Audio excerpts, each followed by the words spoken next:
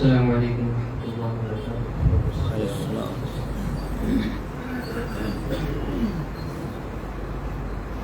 ساری صدیوں پہ جو باری ہے وہ لمحہ ملتا، کاش سرکار دو عالم کا زمانہ ملتا، آپ کو دیکھتا مکے سے میں ہجرت کرتے، آپ کو دیکھتا مکے سے میں ہجرت کرتے، آپ کا نقش قدم آپ کا راستہ ملتا، سبحان اللہ، ماشاء اللہ، آپ کا نقش قدم آپ کا راستہ ملتا، ساری صدیوں پہ جو باری ہے وہ لمحہ ملتا، بھول جاتا میں کسی طاق میں رکھ کر آنکھیں، بھول جاتا میں کسی طاق میں رکھ کر آنکھیں، آپ کو دیکھتے رہنے کا بہانہ ملتا، آپ کو دیکھتے رہنے کا بہانہ ملتا، کاش سرکار دو عالم کا زمانہ ملتا،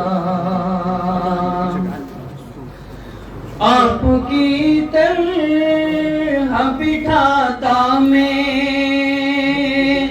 اسے شانوں پہ، آپ کی طرح بٹھاتا میں اسے شانوں پہ،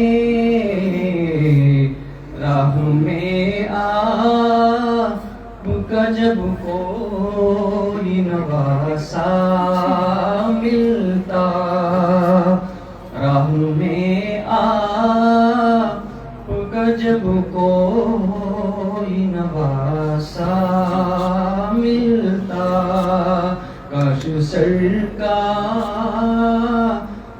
دو عالم کا زمانہ ملتا، ماشاء اللہ، ماشاء اللہ، بہت خوب۔ جس گھڑی کا آپ کو بڑی شدت سے انتظار تھا وہ گھڑی آ گئی۔ اس وقت آپ حضرات کے روبرو متکلم اسلام حضرت مولانا مفتی ڈاکٹر یاسر لطیف الواجدی صاحب تشریف فرما ہے۔ مفتی صاحب ایک علمی اور ادبی گھرانے سے تعلق رکھتے ہیں۔ مفتی صاحب کے والد ماجد حضرت مولانا ندیم الواجدی صاحب جو دارالعلوم دیوبند کے استاد رہ چکے ہیں اور کئی کتابوں کے مصنف بھی رہے ہیں، اور اس کے بعد پھر مفتی صاحب کے دادا حضرت مولانا واجد حسین صاحب دیوبندی رحمت اللہ علیہ جو جامعہ اسلامیہ تعلیم الدین ڈھابیل میں حدیث کے پروفیسر یعنی شیخ الحدیث تھے، آپ کے پردادا حضرت مولانا احمد حسن دیوبندی صاحب رحمت اللہ علیہ جو جامعہ مفتاح العلوم جلال آباد کے شیخ الحدیث تھے، آپ کے نانا حضرت مولانا عبداللہ سلیم صاحب جو دارالعلوم دیوبند کے شیخ القرہ رہ چکے ہیں، اور پھر اس کے بعد وہ ہجرت کر کے شکاگو امریکہ چلے گئے اور وہاں پر انہوں نے ایک ادارہ قائم کیا، اور یہ وہاں کا پہلا ادارہ تھا، اور اسی ادارے میں آج مفتی صاحب تدریسی خدمات انجام دے رہے ہیں، اور اس ادارے کا انتظام بھی آپ ہی دیکھ رہے ہیں۔ آپ کے پرنانا حضرت مولانا نعیم صاحب دارالعلوم وقف دیوبند کے شیخ الحدیث رہ چکے ہیں۔ اللہ تبارک و تعالی نے آپ کو بہت ساری خصوصیات سے نوازا ہے۔ اس وقت پوری دنیا کے اندر جو الحاد اور ارتداد کی لہریں چل رہی ہیں، دین اسلام کے اوپر جو طرح طرح کے اشکالات اور اعتراضات کیے جا رہے ہیں، آپ اس وقت پوری دنیا میں دین اسلام کا دفاع کر رہے ہیں، دلائل کے ساتھ آپ لوگوں کے سامنے دین اسلام کو پیش کر رہے ہیں، اور جو اعتراضات کیے جا رہے ہیں ان تمام اعتراضات کا آپ جواب دے رہے ہیں۔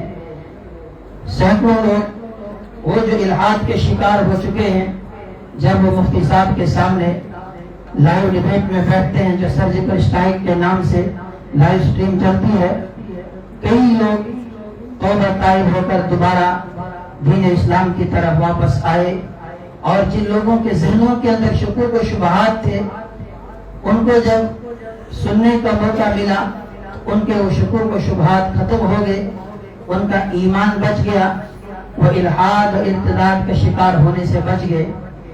تو الحمدللہ اللہ تبارک و تعالی نے آج ہمیں موقع دیا کہ آج مفتی صاحب ہمارے بیچ میں موجود ہیں، جو اس وقت شکاگو امریکہ کے اندر البرہان اکیڈمی کے فاؤنڈر بھی ہیں، اس کے ڈائریکٹر بھی ہیں، اور جامعۃ الحسنین کے شیخ الحدیث بھی ہیں، اور آپ کے نانا کا قائم کیا ہوا ادارہ معہد تعلیم الاسلام کے ذمہ دار بھی ہیں، دارالعلوم آن لائن کے ڈائریکٹر بھی آپ ہی ہیں۔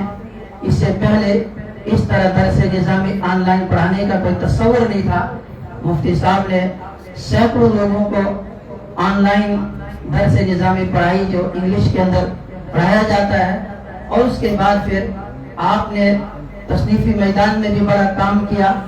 آپ کی کچھ کتابیں جو بہت زیادہ مقبول ہوئی، ان میں سے ایک تو تجدید دین اسلام اور گلوبلائزیشن، یہ بھی بڑی مقبول کتاب ہے، اور سب سے بڑا کارنامہ جو اللہ تبارک و تعالی نے اس وقت حضرت مفتی صاحب سے جو کام لیا ہے وہ ہے تحافت الملاحدہ، جس میں آپ نے 6 جلدوں کے اندر اس کتاب کو لکھا ہے کہ ملحدین کی طرف سے دین اسلام پر جو اعتراضات کیے جاتے ہیں ان تمام اعتراضات کا جواب اس کتاب کے اندر دیا گیا ہے، اور اس کتاب کو بھی اللہ تبارک و تعالی نے بڑی مقبولیت عطا فرمائی۔ تو آج اللہ نے موقع دیا ہے، یہ موقع بار بار نہیں ملتے ہیں۔ مفتی صاحب اتنا دور کا سفر کر کے یہاں پر آئے ہیں، تو ہمیں چاہیے کہ اب ہم یہاں پر بیٹھ کر کچھ فائدہ اٹھائیں، کچھ سن کر جائیں اور عمل کی نیت سے سنیں گے۔ جیسے میں نے کہا کہ جن لوگوں کے دل و دماغ کے اندر کچھ شکوک و شبہات ہیں، جیسے کہ آج کل ہو رہا ہے، سارا نظام اس طرح کا بنا ہوا ہے کہ نوجوانوں کے ذہنوں کے اندر جو سوشل میڈیا کے ذریعے سے طرح طرح کے اشکالات آ رہے ہیں، وہ اپنے ان اشکالات کو مفتی صاحب کے سامنے رکھیں گے بڑے ادب کے دائرے میں رہ کر۔ اور پہلے ہی میں نے کہا ایک تو فرقہ واریت کا یا اسی طریقے سے فقہی مسئلہ یہاں پر کوئی نہیں پوچھے گا، بلکہ جو موضوع ہوگا اس موضوع کے تحت آپ کے جو سوالات ہوں گے انشاءاللہ ان کے جوابات دیے جائیں گے۔ آپ حضرات اطمینان کے ساتھ بیٹھیں، مل کر بیٹھیں، تاکہ جو باقی حضرات ہیں ان کو بھی سننے کا موقع ملے گا۔ میں مفتی صاحب سے گزارش کروں گا کہ آپ کے سامنے جو سامعین سننے والے ہیں، یہ تمام طلبہ یہ مختلف اضلاع سے جموں کے اندر آئے ہیں، چونکہ جموں ایک سینٹر ہے، یہیں پر یونیورسٹیز کالجز یہ ساری چیزیں ہیں، تو یہ تعلیم حاصل کرنے کے لیے یہیں پر سفر کر کے آتے ہیں۔ الحمدللہ آج ہمیں موقع ملے گا آپ سے استفادے کا۔ میں بڑا ادب و احترام کے ساتھ مفتی صاحب سے گزارش کرتا ہوں کہ مفتی صاحب اپنی قیمتی نصیحتوں سے ہمیں نوازیں۔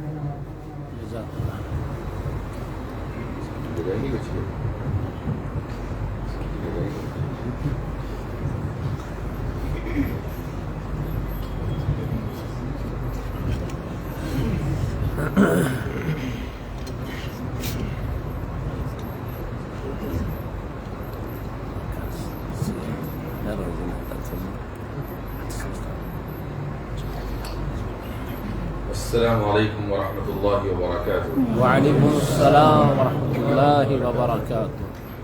بسم اللہ الرحمن الرحیم، الحمد للہ رب العالمین، والصلاة والسلام علی سید الانبیاء والمرسلین وعلى آلہ وصحبہ اجمعین، اما بعد، فقد قال اللہ تعالی فی کلامہ المجید، انا اوحینا الیک کما اوحینا الی نوح والنبیین من بعدہ۔ حضرات علماء کرام اور حاضرین مجلس،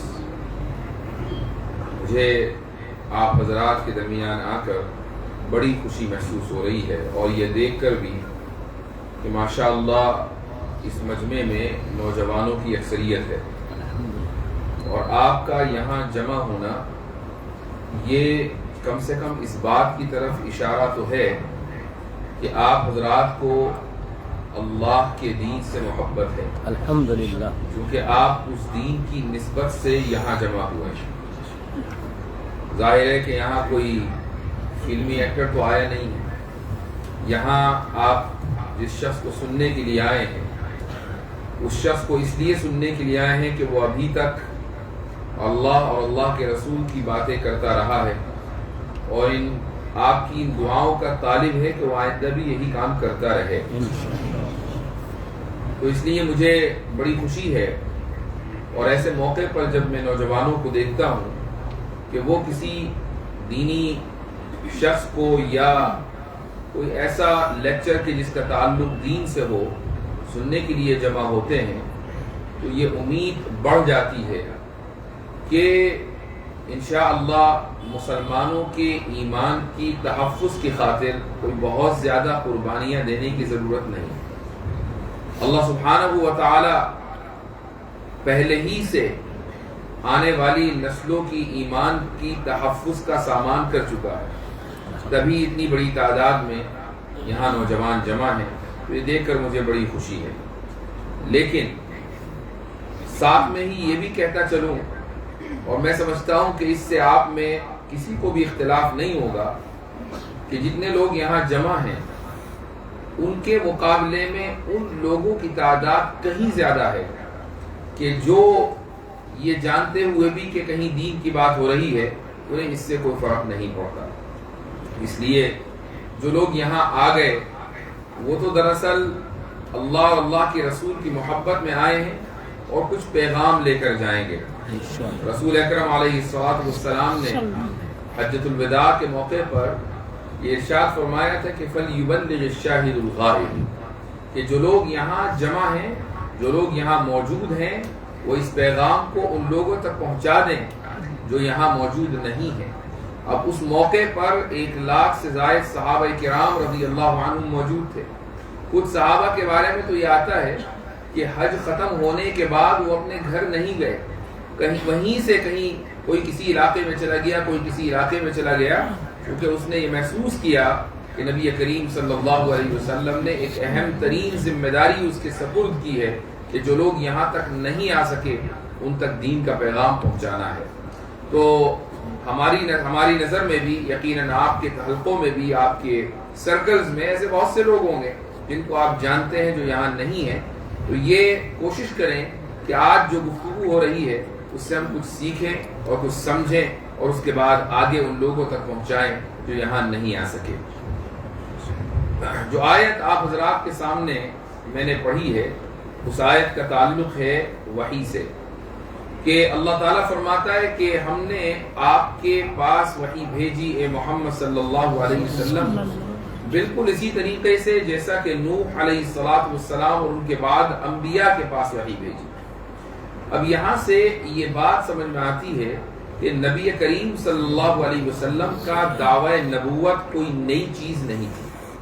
ایسا نہیں ہے کہ آپ صلی اللہ علیہ وسلم نے تاریخ انسانیت میں پہلی مرتبہ کوئی ایسا دعویٰ کیا ہو کہ جس طرح کا دعویٰ کسی اور نے کبھی پہلے نہیں کیا، ایسا نہیں ہے۔ حضرت نوح علیہ السلام اور ان سے پہلے حضرت آدم علیہ السلام اور حضرت نوح کے بعد جو دوسرے انبیاء آئے ہیں، وہ حضرت ابراہیم ہو علیہ السلام، حضرت عیسیٰ ہو، حضرت موسیٰ ہو، حضرت سلیمان ہو، حضرت داؤد ہو، وغیرہ وغیرہ، یہ تمام انبیاء ہیں کہ جن کے پاس اللہ کی طرف سے پیغام آیا ہے، اور پھر آخری پیغام نبی کریم صلی اللہ علیہ وسلم کے پاس آیا ہے۔ تو اگر دعویٰ یہ ہوتا کسی شخص کا کہ میرے پاس ایک ایسی چیز ہے جو کسی کے پاس نہیں ہے، تو پھر اب یہ مسئلہ ہوتا ہے کہ بھئی یہ کیسے ثابت ہو کہ اس شخص کے پاس ایک ایسی چیز ہے جو کسی کے پاس نہیں ہے؟ تو پہلے تو یہ ثابت کرنا چاہیے کہ اس کے پاس کوئی چیز ہے یا نہیں، اور اگر یہ ثابت ہو جائے تو پھر یہ کون طے کرے گا کہ کسی کے پاس نہیں ہے؟ ایک بڑا مسئلہ ہو جاتا ہے۔ لیکن اگر کوئی شخص یہ کہے کہ میرے پاس وہی چیز ہے جو سب کے پاس ہے، تو اب کسی کو کوئی پریشانی لاحق نہیں ہوگی، کیونکہ سب کے پاس جو چیز ہے وہ اس کے پاس بھی ہے۔ تو نبی کریم صلی اللہ علیہ وسلم نے یہ دعویٰ کیا کہ میرے پاس وہی وحی ہے کہ جو دوسرے انبیاء علیہ السلام کے پاس بھیجی گئی۔ لیکن اس کے باوجود 1,00,000 کے قریب انبیاء آئے، اس کے باوجود آج بھی بہت بڑی تعداد ایسی ہے لوگوں کی کہ جو وحی کے کانسیپٹ کو تسلیم نہیں کرتی ہے، یہ سمجھتی ہے کہ یہ ممکن ہی نہیں ہے کہ خدا اپنے بندوں سے اس انداز سے کمیونیکیٹ کرے، یہ ممکن ہی نہیں ہے، وہ بھلا ایسا کیوں کرے گا؟ اس کو اگر کوئی چیز بتانی ہے تو وہ ہمارے ذہنوں میں، ہر ایک کے ذہن میں وہ بات ڈال دے اور ہم سیکھ جائیں۔ یہ کیا بات ہوئی کہ اس نے ہم میں سے کسی ایک شخص کو منتخب کیا اور اس کے بعد اس تک جبریل علیہ السلام کو بھیجا، اپنا پیغام بھیجا، اور پھر اس کے بعد اس شخص نے نبی اور رسول بن کر اللہ کا پیغام ہم تک پہنچایا۔ آخر وہ کیا خصوصیات ہیں کہ جن کی بنیاد پر اس ایک شخص کو منتخب کیا گیا اور ہم تک پیغام پہنچایا گیا؟ بہت سے لوگ آج بھی، آج کی تاریخ میں بھی نبوت کا جو انکار کرتے ہیں وہ انہی بنیادوں پر کرتے ہیں۔ تو اس کا جواب یہ ہے کہ اللہ سبحانہ و تعالی نے انسان کو ایک ذمہ داری دی ہے۔ وہ ذمہ داری یہ ہے کہ اسے دنیا کو استعمال کرنا ہے اور صحیح سے استعمال کرنا ہے۔ ایک تو یہ کہ خالی دنیا استعمال کرنی ہے، وہ تو ہر ایک آدمی کر رہا ہے، وہ ظالم بھی کر رہا ہے، مظلوم بھی کر رہا ہے، وہ مسلم بھی کر رہا ہے، غیر مسلم بھی کر رہا ہے۔ وہ فرعون نے بھی کی تھی اور موسیٰ علیہ السلام نے بھی کی تھی، دنیا میں آئے تھے تو دنیا کی چیزوں کو استعمال کیا تھا، لیکن دنیا کو استعمال کرنا ہی ذمہ داری نہیں ہے، دنیا کو صحیح سے استعمال کرنا ذمہ داری ہے۔ مثلا شراب ہے تو اس کو نہیں پینا ہے، اور پانی ہے تو اس کو پینا ہے۔ یہ ہے دنیا کو صحیح سے استعمال کرنے کی مثال، کہ جو چیز حلال ہے کھانے کی انہی کو کھانا ہے، اور جن چیزوں کو اللہ نے حرام قرار دے دیا ہے ان کو نہیں کھانا ہے۔ حلال کو اختیار کرنا ہے، حرام سے بچنا ہے۔ حلال طریقے جو کمانے کے ہیں ان کو اختیار کرنا ہے اور حرام طریقوں سے بچنا ہے۔ یہ ہے دنیا کو صحیح سے استعمال کرنے کی مثال۔ لیکن یہاں مسئلہ یہ ہوتا ہے کہ ہمیں یہ کیسے پتا چلے گا کہ دنیا کو صحیح سے کس طریقے سے استعمال کریں؟ جس نے دنیا بنائی ہے وہ بتائے گا تو پتا چلے گا، لیکن اگر وہی نہ بتائے تو یہ ممکن نہیں ہے کہ ہم اپنی عقلوں سے اندازہ لگا لیں یا دیکھ کر اندازہ لگا لیں کہ یہ صحیح طریقہ ہے یا غلط طریقہ ہے۔ اس کی ایک مثال لیجئے، تصور کریں کہ آپ کسی کے یہاں مہمان بن کر گئے، اس کا بڑا شاندار مکان ہے، کہیں بیٹھنے کی جگہ ہے، کہیں سونے کی جگہ ہے، کہیں کھانے کی جگہ ہے، لیونگ روم بھی ہے، ڈرائنگ روم بھی ہے، بڑا شاندار وہ مکان ہے، وہاں آپ گئے اور صاحب مکان یعنی آپ کا جو میزبان ہے وہ آپ کو کچھ نہ بتائے کہ اس والے صوفے پہ بیٹھنا ہے کہ اس والے، یہاں لیٹنا ہے کہ وہاں، یہاں کھانا ہے کہ وہاں، کیا کھانا ہے کیا نہیں کھانا ہے، کچھ نہیں بتاتا۔ آپ کو وہ اپنے گھر میں لے آیا، تو آپ جتنے وقت اس گھر میں رہیں گے کنفیوژن کا شکار رہیں گے، اور اگر 2-3 لوگ ہوں گے تو دونوں ایک دوسرے کو دیکھیں گے بھائی اس کا کیا مسئلہ ہے کہ کہ ہمیں اس نے بلا تو لیا، یہ نہیں بتا رہا کہ بیٹھے کدھر، یہ نہیں بتا رہا ہے کہ کھائیں کیا، یہ نہیں بتا رہا ہے کہ سوئیں کدھر.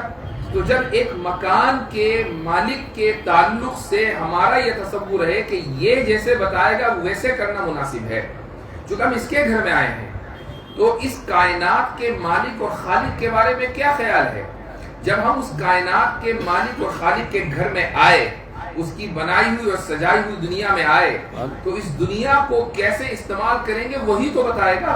اگر ہم اپنے طور سے اندازے لگانے لگیں کہ ادھر اٹھیں گے ادھر بیٹھیں گے، یہاں سے کمائیں گے وہاں سے کھائیں گے، تو ایسا ہوگا کہ ایک جگہ بیٹھنا کسی شخص کے لیے مناسب ہوگا تو دوسرے کے لیے مناسب نہیں ہوگا. ایک جگہ سے کھانا ایک شخص کے لیے درست ہوگا تو دوسرے کے لیے درست نہیں ہوگا. ایک یہ کہے گا کہ خنزیر کھانا بالکل درست ہے اور دوسرا یہ کہے گا کہ نہیں بکرا کھانا بالکل درست ہے. ایک کے یہاں بکرا حرام ہو جائے گا، دوسرے کے یہاں خنزیر حرام ہو جائے گا. تو اس طریقے سے اختلاف ہوگا کہ کیا چیز حلال ہے اور کیا چیز حرام ہے.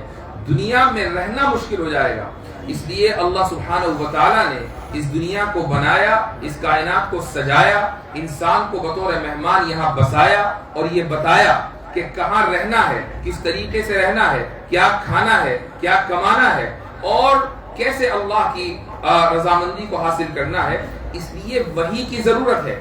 وحی کی ضرورت کے بغیر، وحی کے بغیر یہ ممکن نہیں ہے کہ ہم اس دنیا میں خالق کی اور مالک کی مرضی کے مطابق زندگی گزار سکیں. ہاں، کوئی آدمی یہ کہے کہ میں خالقی کو نہیں مانتا، وہ ایسا ہی ہے جیسا کہ بڑے خوبصورت مکان میں وہ گیا اور یہ کہے کہ مکان میں نے تو نہیں بنایا لیکن کسی نے بھی نہیں بنایا. بھائی اگر آپ نے نہیں بنایا تو ہو سکتا ہے کہ کسی اور نے بنایا ہوگا.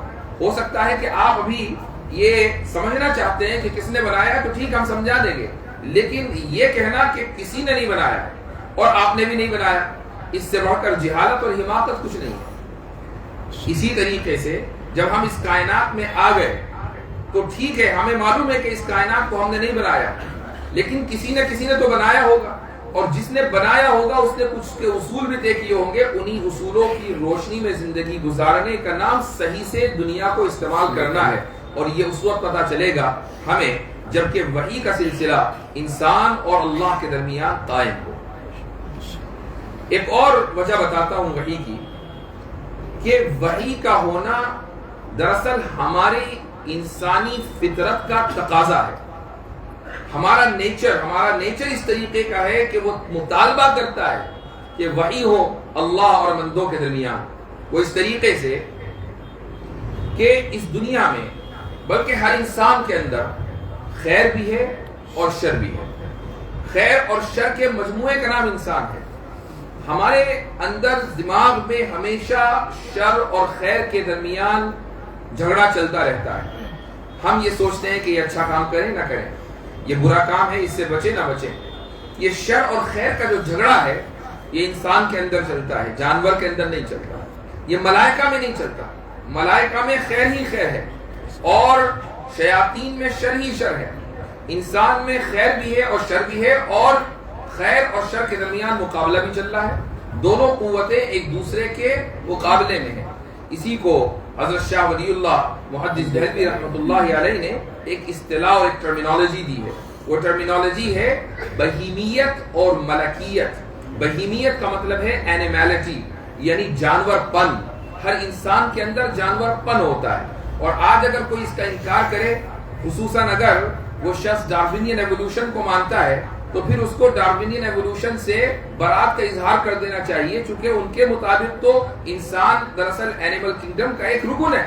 تو اگر اینیمل کنگڈم کا ایک رکن ہے تو اس کے اندر کچھ نہ کچھ اینیملٹی تو ہوگی، کچھ نہ کچھ جانور پن تو ہوگا. تو ہر انسان میں اللہ سبحانہ و تعالیٰ نے جانور پن رکھا ہے. اسی کو شر کہا جاتا ہے. جو شر اور برائی اس کے اندر آتی ہے یہ اسی جانور پن سے آتی ہے.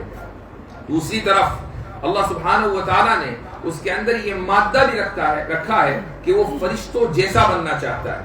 کوئی آدمی کتنا ہی برا کیوں نہ ہو، اگر آپ اس کے سامنے کسی اچھے انسان کی مثال دیں تو دل میں اس کی خواہش پیدا ہوتی ہے کہ کاش کہ میں بھی اچھا ہوتا. ایک ڈاکو، ایک چور، ایک ظالم، کرپٹ انسان، اس کے سامنے جب آپ اچھائی کا ذکر کریں، یہ ممکن نہیں ہے کہ وہ وقتی طور پر ہی صحیح متاثر نہ ہو. وہ متاثر ہوتا ہے، چاہتا ہے کہ میں بھی اس دلدل سے کاش کے نکل جاتا.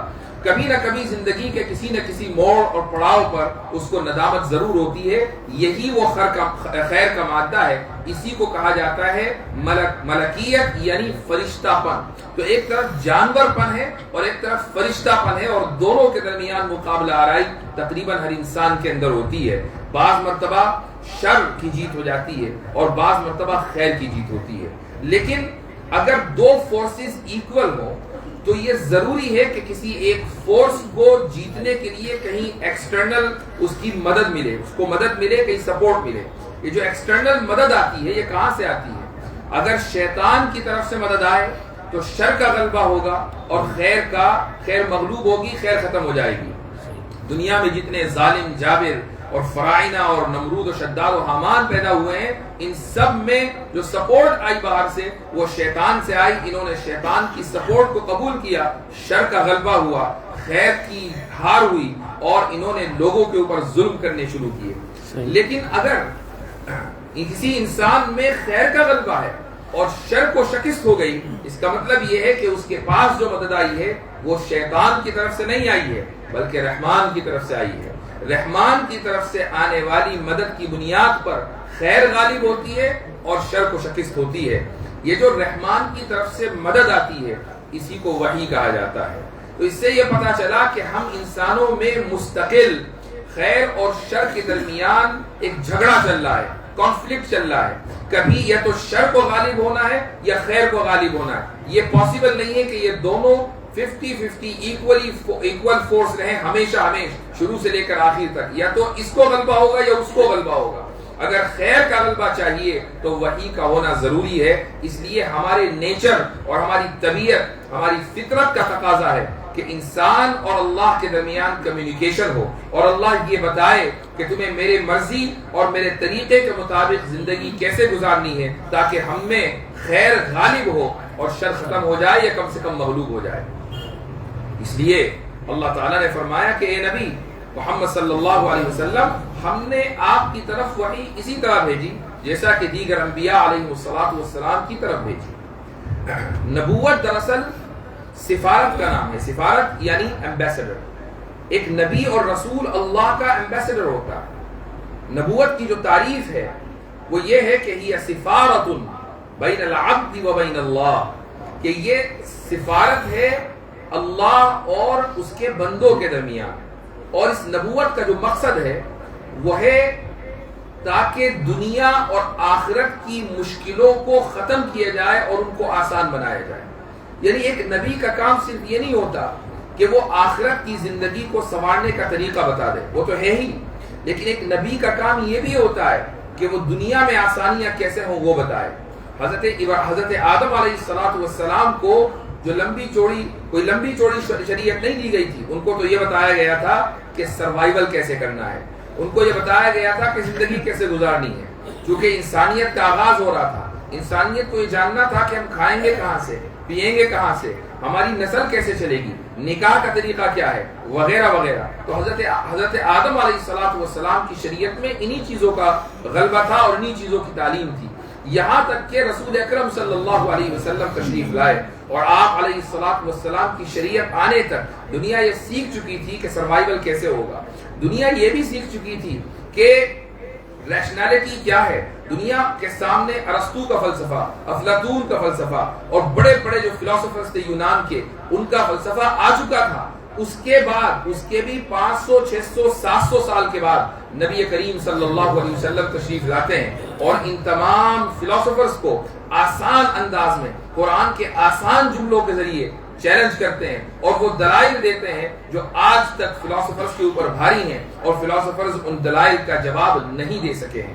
تو اس سے کیا فائدہ ہوا؟ اس سے فائدہ یہ ہوا کہ آخرت کی زندگی بھی آسان اور دنیا کی زندگی بھی آسان. ہمیں نبوت سے پتا چلا کہ رہنا کیسے ہے، سہنا کیسے ہے، سلیقہ کسے کہتے ہیں، زندگی کو جینا کیسے ہے. اور نبوت ہی کے ذریعے ہمیں یہ پتا چلا کہ آخرت میں کامیابی کسے کہتے ہیں، کیسے آخرت میں کامیابی ہوگی. دلائل کے میدان میں ہم کیسے اپنے مخالف کو خاموش کریں گے، کیسے ہم وحدانیت کی دلیل دیں گے، کیسے نبوت کی دلیل دیں گے، کیسے وجود خدا کی دلیل دیں گے. یہ تمام باتیں انبیاء علیہ السلام سکھاتے ہیں. تو اس لیے نبی کا کام اللہ کا سفیر بننا ہے.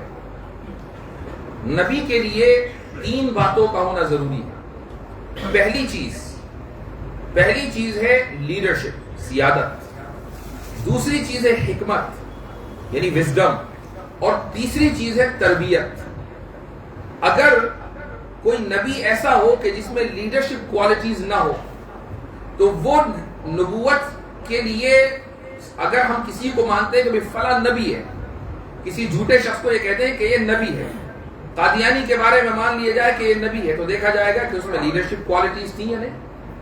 ہم نے دیکھا کہ اس میں لیڈرشپ کوالٹیز نہیں تھی، تو یہ ممکن نہیں ہے کہ اس کو نبوت کے مقام پر فائز کیا جائے، کیونکہ جو بنیادی کوالٹی ہے وہی نہیں ہے. لیڈرشپ کا مطلب یہ نہیں ہے کہ آپ کے 10-15 فین ہوں.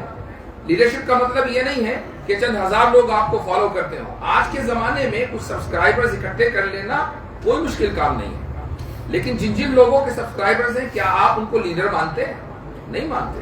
وہ انٹرٹینر ہو سکتے ہیں، وہ آرٹسٹ ہو سکتے ہیں، وہ سوشل میڈیا پر ڈانسرز ہو سکتے ہیں، وہ ریلرز ہو سکتے ہیں، لیکن وہ لیڈرز نہیں ہیں، وہ ریلرز ہیں. تو سبسکرائبر ہونا یا کچھ فین فالوئنگ ہونا اس بات کی دلیل نہیں ہے کہ فلاں شخص کے اندر لیڈرشپ کوالٹیز ہیں. انبیاء میں لیڈرشپ کوالٹیز ہوتی ہیں، اور اس کا جو معیار ہے وہ نبی کریم صلی اللہ علیہ وسلم نے سیٹ کر دیا. وہ یہ ہے کہ ایک انقلاب آیا اور ایسی جگہ آیا کہ جہاں خدا کو ماننے والے نہیں تھے، ایسی جگہ آیا کہ جہاں لڑکیوں کو قتل کرنے والے تھے، ایسی جگہ آیا جہاں عورتوں کو سیکنڈ بلکہ تھرڈ گریڈ سمجھنے والے لوگ تھے، ایسی جگہ آیا کہ جہاں ترقی نام کی کوئی چیز نہیں تھی، ایسی جگہ آیا کہ جہاں قبائلی نظام بڑا سخت تھا، ایسی جگہ آیا کہ جہاں ایسا نظام تھا کہ اس نظام کو ختم کرنا اپنی جان کو جوخم میں ڈالنے کے مساوی تھا. نبی کریم صلی اللہ علیہ وسلم ایسی جگہ اٹھتے ہیں، کھڑے ہوتے ہیں اور بتاتے ہیں کہ اللہ ایک ہے اور میں اللہ کا نبی ہوں. 10 سال کا عرصہ نہیں گزرتا، 13 سال کا عرصہ نہیں گزرتا کہ ایک ٹھیک ٹھاک تعداد ان کی متبع بن جاتی ہے، اور اس کے بعد اگلے 10 سال میں اس پورے علاقے کا یعنی پورے علاقے کا رخ ہی بدل جاتا ہے. پورا کا پورا علاقہ اسلام میں داخل ہو چکا ہوتا ہے. یہ انقلاب، یہ آپ علیہ الصلوۃ والسلام کی لیڈرشپ کی دلیل ہے. یہ پیمانہ آپ صلی اللہ علیہ وسلم نے سیٹ کر دیا. تو نبی کے اندر سیادت کا ہونا ضروری ہے. کوئی یہ کہے کہ حدیث میں آتا ہے کہ بہت سے انبیاء ایسے ہوں گے کہ جن کے امتی میں 1 یا 2 ہی لوگ ہوں گے، اور بہت سے انبیاء تو ایسے ہیں کہ جن کا کوئی بھی امتی نہیں ہے. تو کیا ان میں لیڈرشپ کی کوالٹی نہیں تھی؟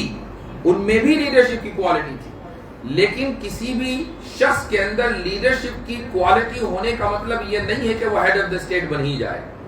بعض لیڈرز ایسے ہوتے ہیں کہ کوالٹی ہے لیکن موقع نہیں ملا، وہ ہیڈ آف دا اسٹیٹ نہیں بن سکے، لیکن کوالٹی اپنی جگہ موجود ہے. ایسے ہی ان انبیاء میں بھی کوالٹی تھی لیکن موقع نہیں مل سکا کہ ان کے امتیوں کی تعداد بڑھے. تو پہلی چیز ہے سیادت. دوسری چیز ہے حکمت، وزڈم. اگر کسی شخص میں لیڈرشپ کوالٹی ہو لیکن وزڈم نہ ہو تو اسی کو ڈکٹیٹرشپ کہا جاتا ہے. ایک آدمی لیڈر ہے لیکن حکمت کے ساتھ لوگوں کو لیڈ نہیں کرتا، بلکہ جابرانہ انداز میں، جاہلانہ انداز میں، ظالمانہ انداز میں وہ لیڈ کرتا ہے لوگوں کو. تو پھر آپ اس کو کیا کہیں گے؟ اس کو ڈکٹیٹر کہیں گے. اس کو یہ کہیں گے کہ بھئی یہ کیسا خراب آدمی ہے کہ خدا نے اس کو اس مقام پر فائز کیا جہاں یہ لوگوں کو لیڈ کرے لیکن یہ اپنی رعایا کے اوپر ظلم کرتا ہے. تاریخ میں ایسے کتنے ہی کردار دنیا کے سامنے گزرے ہیں کہ ان میں سیادت تھی. فرعون کے اندر لیڈرشپ کوالٹی تھی جبھی تو فرعون بنا. ہٹلر میں لیڈرشپ کوالٹی تھی تبھی تو وہ ایک ملک کا سربراہ مملکت بنا. لیکن یہ لوگ حکمت سے خالی تھے. تو انبیاء میں لیڈرشپ کوالٹیز کے ساتھ ساتھ حکمت بھی ہوتی ہے، اور پھر حکمت کے علاوہ تربیت بھی ہوتی ہے. یعنی ان کی اپنی تربیت بھی کامل ہوتی ہے اور وہ دوسروں کی کامل تربیت بھی کر سکتے ہیں. جب یہ 3 کوالٹیز انبیاء میں ہوتی ہیں تبھی اللہ سبحانہ و تعالیٰ ایسے اشخاص کو، ایسے افراد کو اپنی نبوت اور رسالت کے لیے منتخب کرتے ہیں. جن میں یہ تینوں کوالٹی نہ ہو ان کو منتخب نہیں کیا جاتا.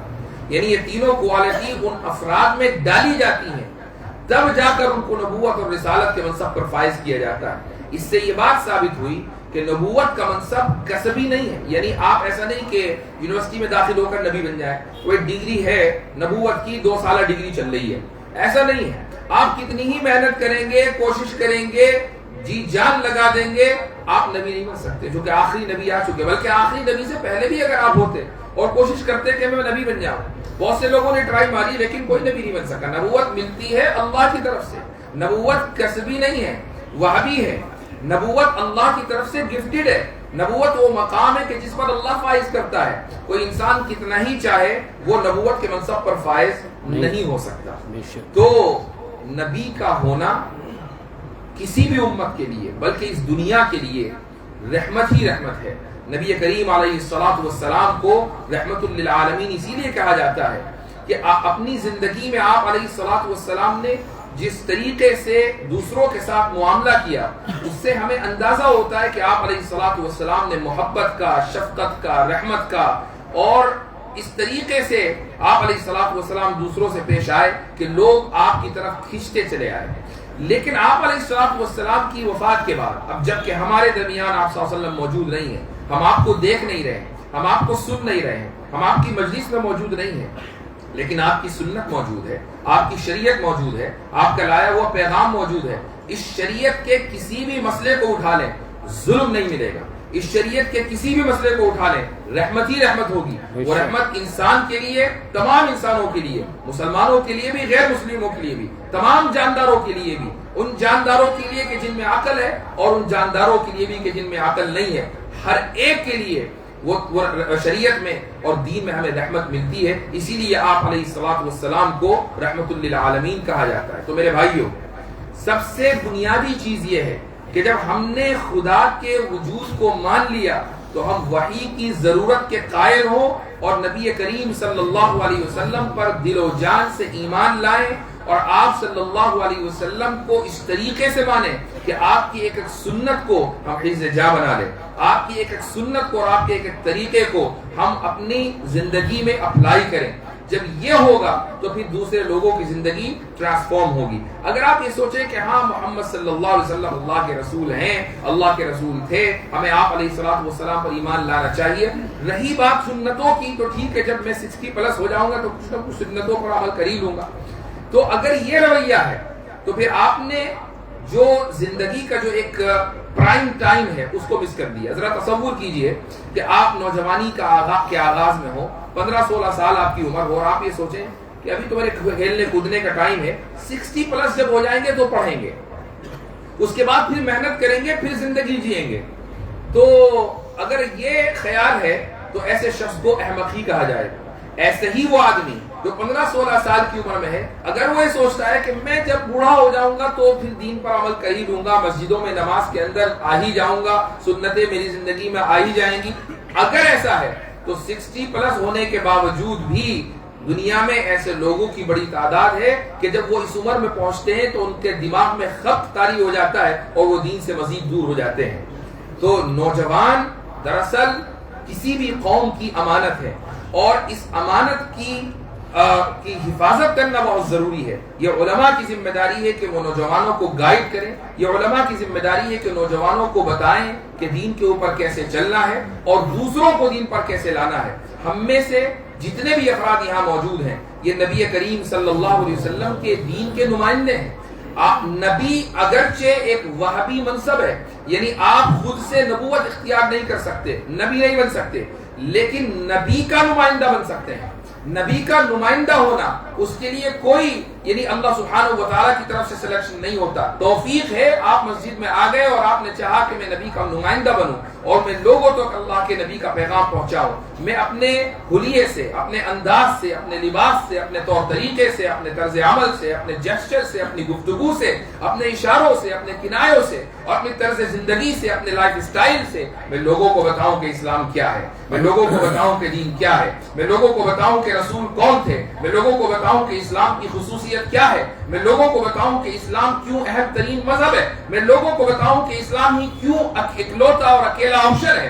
اگر آپ اپنی زندگی میں یہ رویہ اختیار کریں گے تو آپ چلتے پھرتے دائی ہیں اگرچہ آپ کی زبان سے ایک لفظ نہ نکلے۔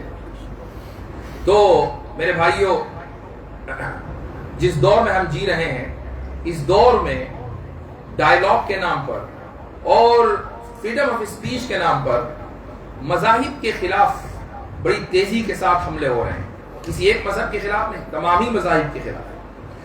اور چونکہ اسلام ایک لوتا حقیقی دین الہی ہے، تو جہاں جس درخت پر پتھر ہوں گے تو پھر لوگ تو ادھر ہی حملہ آور ہوں گے، وہیں پر جس درخت میں پھل ہوں گے اسی درخت پر پتھر مارے جائیں گے، لوگ وہیں حملہ آور ہوں گے۔ تو اسلام ایک پھلدار درخت ہے، اس لیے پتھر بھی ادھر ہی آتے ہیں۔ تو اگر آپ اس پھلدار درخت کے سائے میں ہیں تو آپ کو یہ سیکھنا پڑے گا کہ ہم ان پھلوں کی حفاظت کیسے کریں، کہ لوگ اس درخت کی طرف پتھر بازی نہ کریں، یہ ہمیں سیکھنا پڑے گا۔ تو آج کی جو یہ نشست ہے، اس میں میرا ارادہ یہ تھا کہ ابتدائی گفتگو کرنے کے بعد we'll open the floor، کہ جو آپ کی کوشچنز ہیں انشاءاللہ وہ لے لیے جائیں۔ نماز میں کتنا ٹائم؟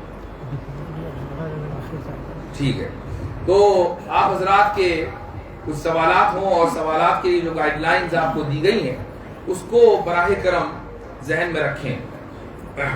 ایسا نہیں ہے کہ جو سوالات آپ رکھیں گے اور جو جوابات میں دوں گا وہ بڑے یونیک ہوں گے، دنیا میں کوئی آدمی اس کا جواب نہیں دے پائے گا، ایسا نہیں ہے۔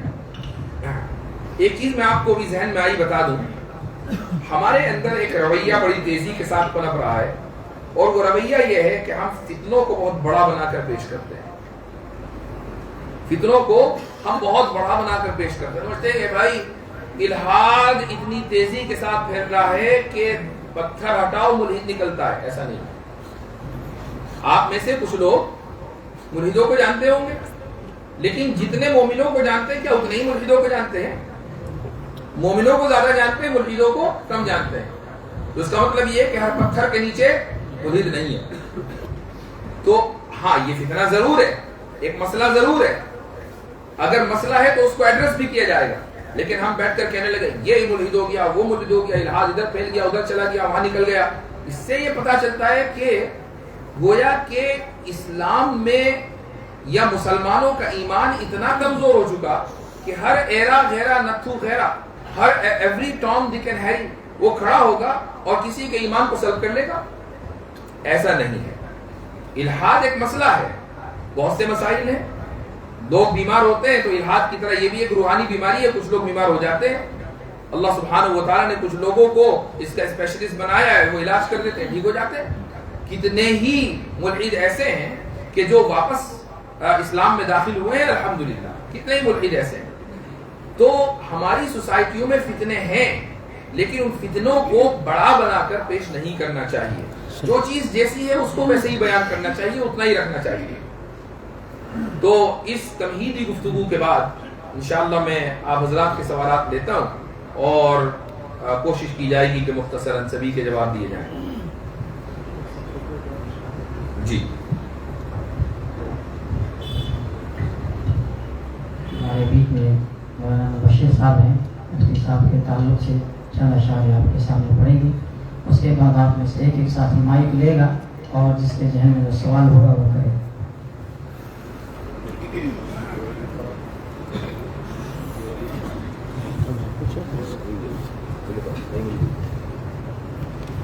السلام علیکم ورحمۃ اللہ وبرکاتہ۔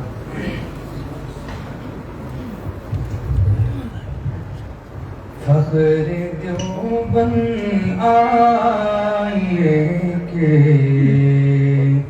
مثل تیری ہے عدیم، مرحبا صد مرحبا مفتی یاسر ندیم، مرحبا صد مرحبا مفتی یاسر ندیم، سرزمین جمع کشے میر پر آمد تیری، سرزمین جمع کشے میر پر آمد تیری، تشنگان علم کی خاطر صدا باد نسیم، مرحبا مرحبا صد مرحبا مفتی یاسر ندیم تو دلائل کا شہنشاہ کفر تجھ سے دم بخود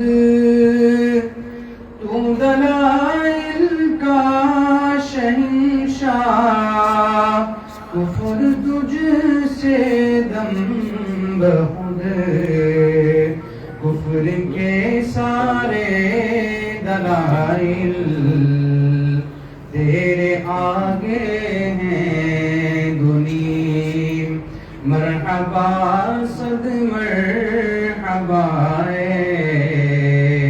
مفتی یاسر ندیم مرحبا صد مرحبا.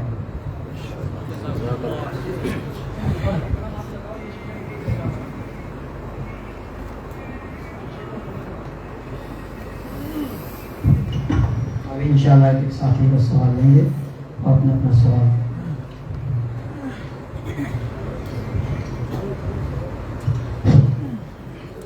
ایک سوال پہلے سے آیا ہوا ہے، اس کو میں ذرا سائڈ کر لوں، مختصر سا ہے.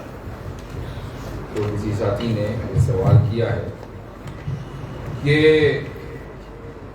مفتی صاحب اگر حضور پاک صلی اللہ علیہ وسلم کا نام لیتے ہوئے کسی ایک شخص کے بارے میں یہ وسوسہ یا خیال آ جائے کہ یہ نبی ہے، یہ چیز مجھے بہت پریشان کرتی ہے، میں ہر وقت توبہ کرتا رہتا ہوں ان وسوسوں یا خیالات سے، اس سے ایمان میں کوئی خلل تو نہیں آئے گا؟ نہیں آئے گا.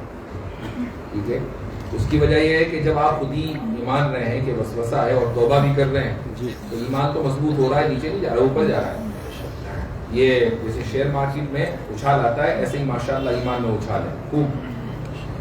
اس کے بعد اگلا سوال انہی صاحب کا ہے اور یہ بھی کچھ اسی سے ریلیٹڈ ہے. مفتی صاحب اگر اللہ کے بارے میں کچھ وسوسے اور خیالات آئیں تو جس طرح شیطان ایسے وسوسے جس سے اللہ خفا ہو جائے، آگے کچھ یہ ہے تو اردو میں، لیکن یہ والی اردو تو میرے سر کے اوپر سے گزر گئی، تو میں سمجھتا ہوں کہ اس کا تعلق بھی وسوسوں سے ہی ہے. تو بھائی دیکھیں، وسوسوں کے بارے میں جو اصولی بات ہے نا وہ یہ ہے کہ وسوسے شیطان کی طرف سے ہوتے ہیں اور انسان کو پریشان کرنے کے لیے ہوتے ہیں. اور جو چیز انسان کو پریشان کرنے کے لیے ہو، رحمان کبھی بھی ایمان کو ان کی وجہ سے سلب نہیں کرے گا. یہ اللہ تعالیٰ کا اصول ہے. اس لیے ان وسوسوں سے گھبرانا نہیں چاہیے، پریشان نہیں ہونا چاہیے. آ رہے ہیں آنے دیں. یہ ایسا ہی ہے نا کہ آپ نے اپنے گھر میں مثلاً اگر لائٹ جلائی اور اس کی وجہ سے کچھ کیڑے مکوڑے اندر آ جائیں تو ٹھیک ہے، آپ تھوڑا سا احتیاط کریں گے، وہ جو کچھ چیزیں لگاتے ہیں آج کل ڈیوائسز جس کی وجہ سے کیڑے مکوڑے دور جائیں وہ بھی لگا لیں گے، لیکن اس کے باوجود 2-4 کیڑے اگر آئیں تو آنے دیں. مطلب آپ کیا کر سکتے ہیں اس کے علاوہ؟ تو ایسے ہی جو وساوس ہیں یہ کیڑے مکوڑوں کی شکل میں ہیں. بس آپ توبہ کر کے وہ ڈیوائس لگا لیں کہ جس سے وسوسہ باہر رہے، لیکن اس کے باوجود بھی 2-4 اگر وسوسے کیڑے مکوڑوں کی شکل میں آ رہے ہیں تو انشاءاللہ ایمان آپ کا محفوظ ہے اور آپ خوش و خرم رہیں. جی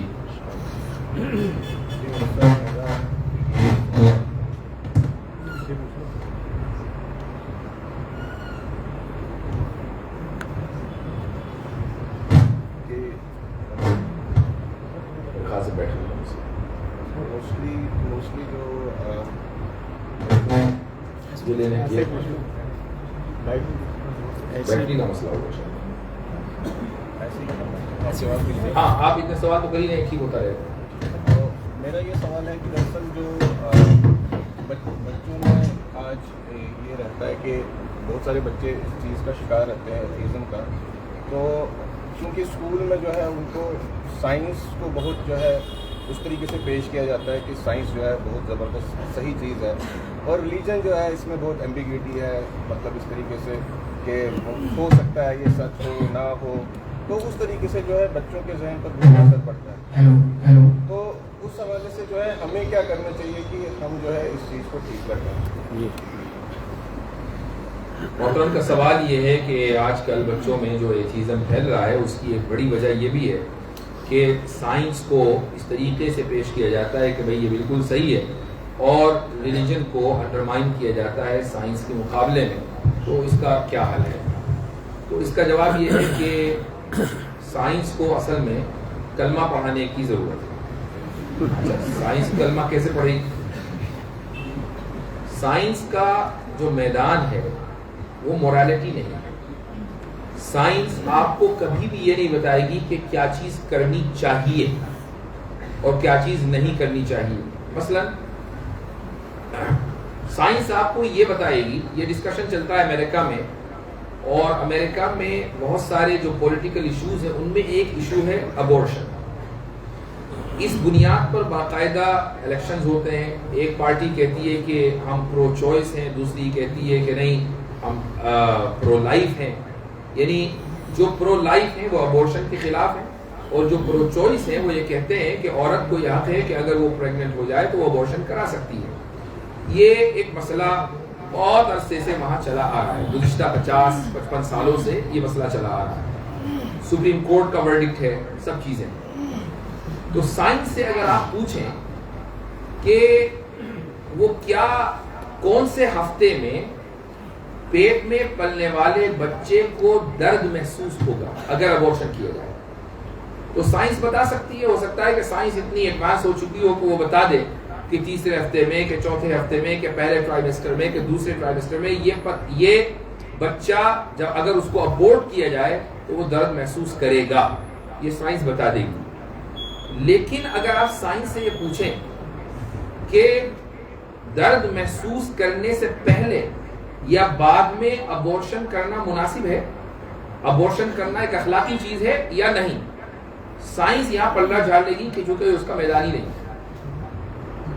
تو دیکھیں ایک ہی مسئلہ ہے ابورشن کا، ایک میدان میں سائنس آپ کی رہنمائی کرے گی چونکہ اس میدان میں کر سکتی ہے، اور اسی مسئلے کے مطابق آپ نے وہی سوال ذرا سا پہلو بدل دیا، یہاں سائنس آپ کو کوئی رہنمائی نہیں دے گی۔ ایک اور مثال میں آپ کے سامنے رکھتا ہوں، وہ مثال یہ ہے کہ اگر آپ کسی سے پوچھیں کہ کیا کانٹرڈکشن، کسی بھی دو چیزوں کے درمیان اگر کانٹرڈکشن ہو کیا یہ ویلڈ ہے، ہر آدمی یہ کہے گا کہ کانٹرڈکشن ویلڈ نہیں۔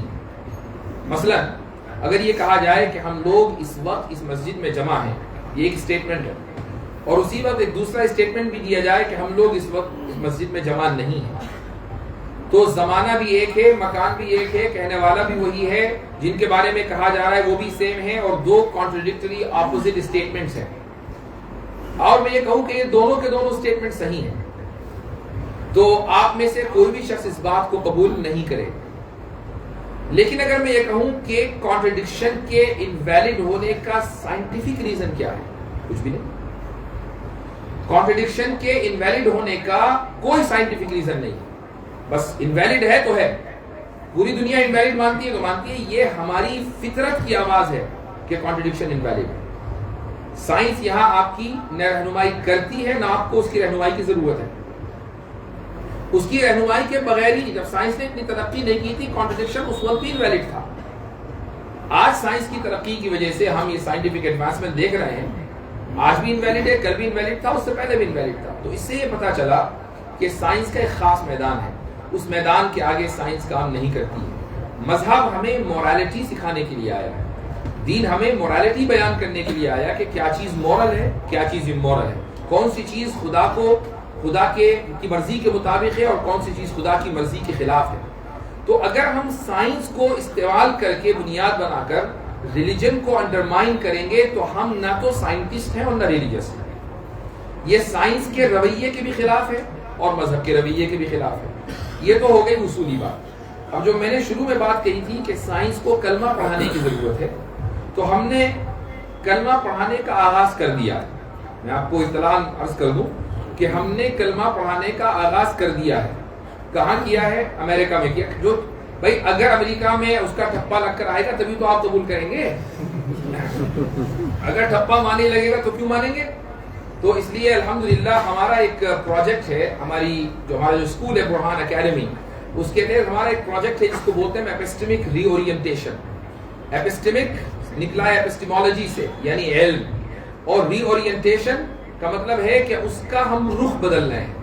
وہ رخ کیسے بدلیں گے؟ سائنس انشاءاللہ کل بھی آپ کو بتائے گی کہ انجن کیسے بنے گا، جہاز کیسے اڑے گا، گاڑی کیسے چلے گی، بھاپ کیسے نکلے گی، سائنس تب بھی بتائے گی. لیکن ساتھ میں وہ یہ بھی بتائے گی کہ میری معلومات خدا کے تعلق سے محدود ہیں. سائنس آپ کو کبھی بھی خدا کے تعلق سے گمراہ نہیں کرے گی. ہم نے الحمدللہ اس اسکول میں ایپسٹیمک ری اورینٹیشن پروجیکٹ کے تحت باقاعدہ کتابیں السینو لکھنی شروع کی ہیں، English language arts, social studies, science and math کے تعلق سے. نرسری سے لے کر 12ویں تک 2029 تک انشاءاللہ یہ کورس پورے ورلڈ وائڈ اویلیبل ہوگا. تو ہم جب یہ کہتے ہیں کہ اسلامک اسکولوں میں یہ سب چیزیں ہو رہی ہیں تو یہ مان لیجئے اگر ایسا پڑھایا جا رہا ہے تو وہ اسلامک اسکول نہیں ہے، وہ مسلم مینجمنٹ اسکول ہو سکتا ہے. تو بچوں کی اس ذہن سازی کی ضرورت ہے، ٹیچرز کی ذہن سازی کی ضرورت ہے، لوگوں کی ذہن سازی کی ضرورت ہے کہ جو چیز جیسی ہو اس کو اتنا ہی اہمیت دیں اور اتنا ہی اس کی حد میں رکھیں. جزاک اللہ. السلام علیکم.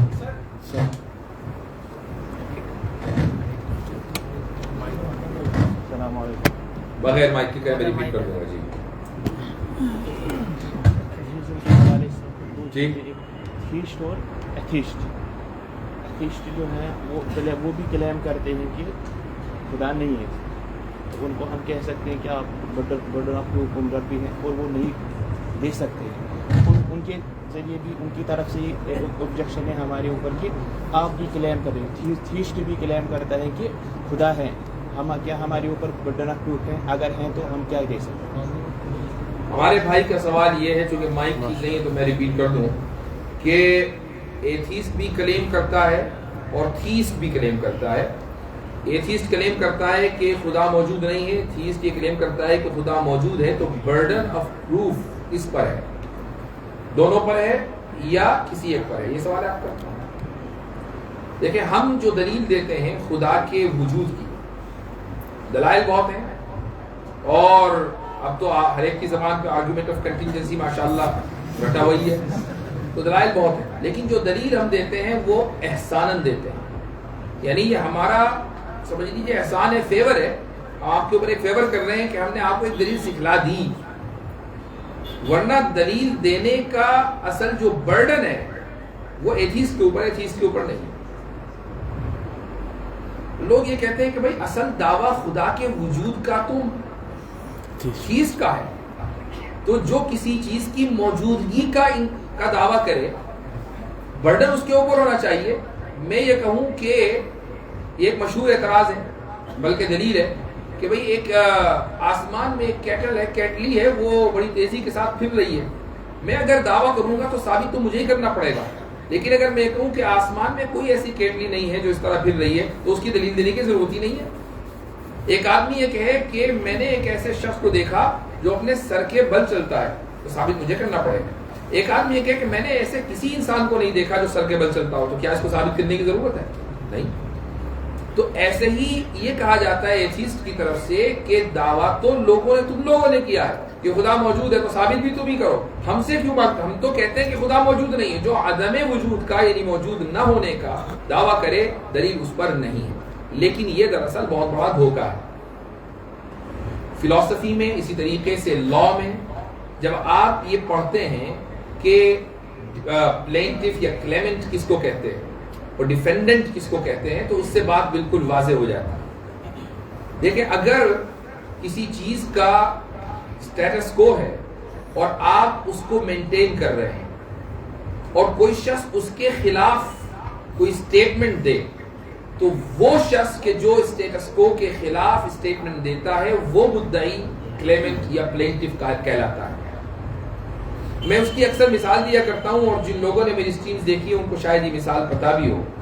چلیں اس مسجد کی مثال لے لیں.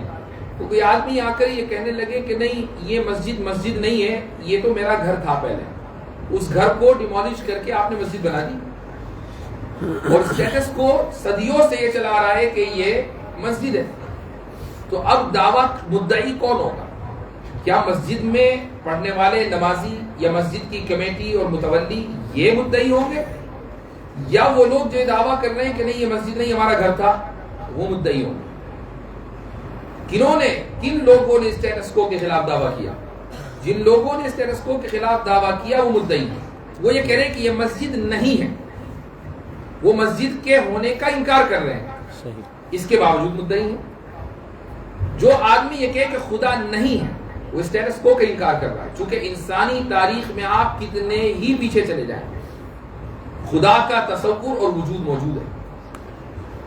اگر آپ سوشیالوجی کی کچھ کتابیں پڑھیں اس میں، اور خصوصاً نوال ہرارے کی جو بڑی مشہور کتاب ہے اور ایتھیسٹوں کی بائبل ہے، تو اس میں اس نے یہ بات لکھی ہے کہ انسانی تہذیب کے شروع میں خدا کا تصور تو تھا، لیکن بہت سے خداؤں کا تصور تھا کہ کہیں تھنڈر کا گاڈ تھا تو بادلوں کا گاڈ تھا تو خوشی کا اور غم کا وغیرہ وغیرہ، اور پھر بہت آگے چل کر انسانوں نے ان تمام خداؤں کو ایلیمینیٹ کر کے ایک خدا پر اتفاق کر لیا. یہ خالصتاً اللاجیکل کنکلوژن ہے، بلکہ محض ایک دعویٰ ہے جس کی کوئی بنیاد نہیں.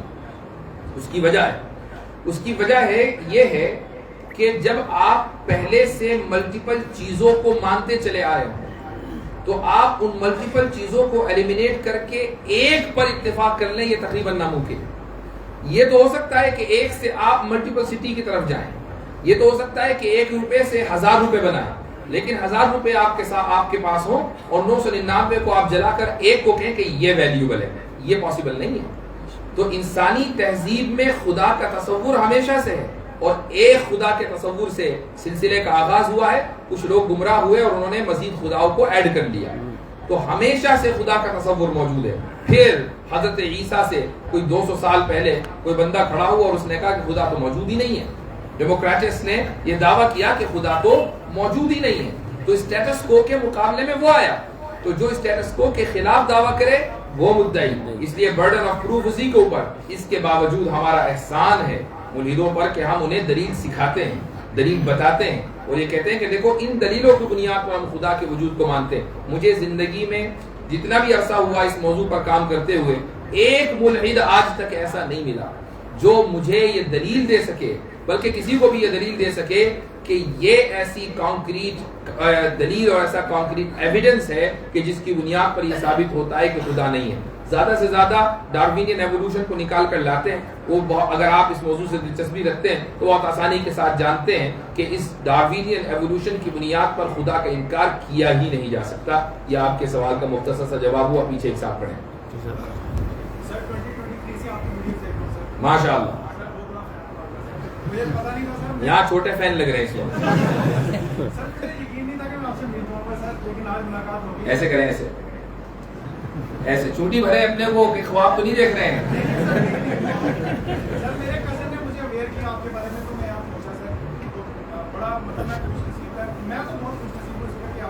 بارک اللہ. سر ایسا ہے کہ سر جب سے میں آپ کو دیکھ رہا ہوں نا سر تب سے آپ سے نالج ہی گین نہیں کی، بٹ سارکسٹکلی آنسر دینا بھی سیکھا. تو سر لیکن کئی لوگ ہیں جن کو میں نے بھی دعوت دینے کی کوشش کی. ٹھیک ہے، ان کے تھوڑے جو ان کے پاس جو ان کے پاس دلائل تھے فیلسی نکلے، ڈیبنک کیا ان کو سر. لیکن سر ایک میرا فرینڈ ہے، مسلم بھائی ہوتا، فرینڈ نہیں ہوگا، بھائی ہے میرا سر. اس کا ایک سوال تھا جو بڑا عام سا ہے اور آپ کی اسکرین میں کافی بار ہوا ہے. عامر حق جو آپ جانتے ہیں ان کو، وہ بھی تھے، اور کیسر احمد راجہ صاحب، وہ صاحب ہوتے تھے. آپ نے ان کے ساتھ مل کے جواب دیا، بٹ مجھے اس کو جواب دینا نہیں آ رہا. سر وہ وہاں سے میں نہیں کہوں گا کہ وہ ایتھیسٹ ہو گیا، بٹ وہ سوال کیا ہے سر؟ وہ سوال یہ ہے، وہ کہتا ہے کہ اگر میں مسلم پیدا ہوں لیکن ایک لڑکا وہ ہندو گھر میں پیدا ہو، بڑا سیدھی سوال ہے. کہتا وہ بھی اپنے ماں باپ کی سیوا کر رہا اچھے طریقے سے، میں بھی کر رہا ہوں، لیکن میں صرف اتنا کہ میں صرف نماز پڑھنے جا رہا ہوں اور وہ نماز نہیں پڑھتا. وہ جہنم میں کیوں جائے گا؟ سر وہ وہاں سے وہ اگنوسٹک ہوتا جا رہا ہے. تو سر یہ تھوڑی پرابلم تھی. میں سوچتا تھا کبھی آپ سے موقع ملے تو میں ضرور پوچھوں گا. ٹھیک ہے، جزاکم اللہ خیرا. یہ سوال بڑا کامن ہے، اور وہ یہ کہ میرے اور ایک غیر مسلم کے درمیان فرق صرف نماز ہی کا تو ہے. تو غیر مسلم جہنم میں جائے اور مسلمان نماز پڑھ کر جنت میں جائے تو یہ ناانصافی ہے. اس کو ایک مثال سے سمجھیں.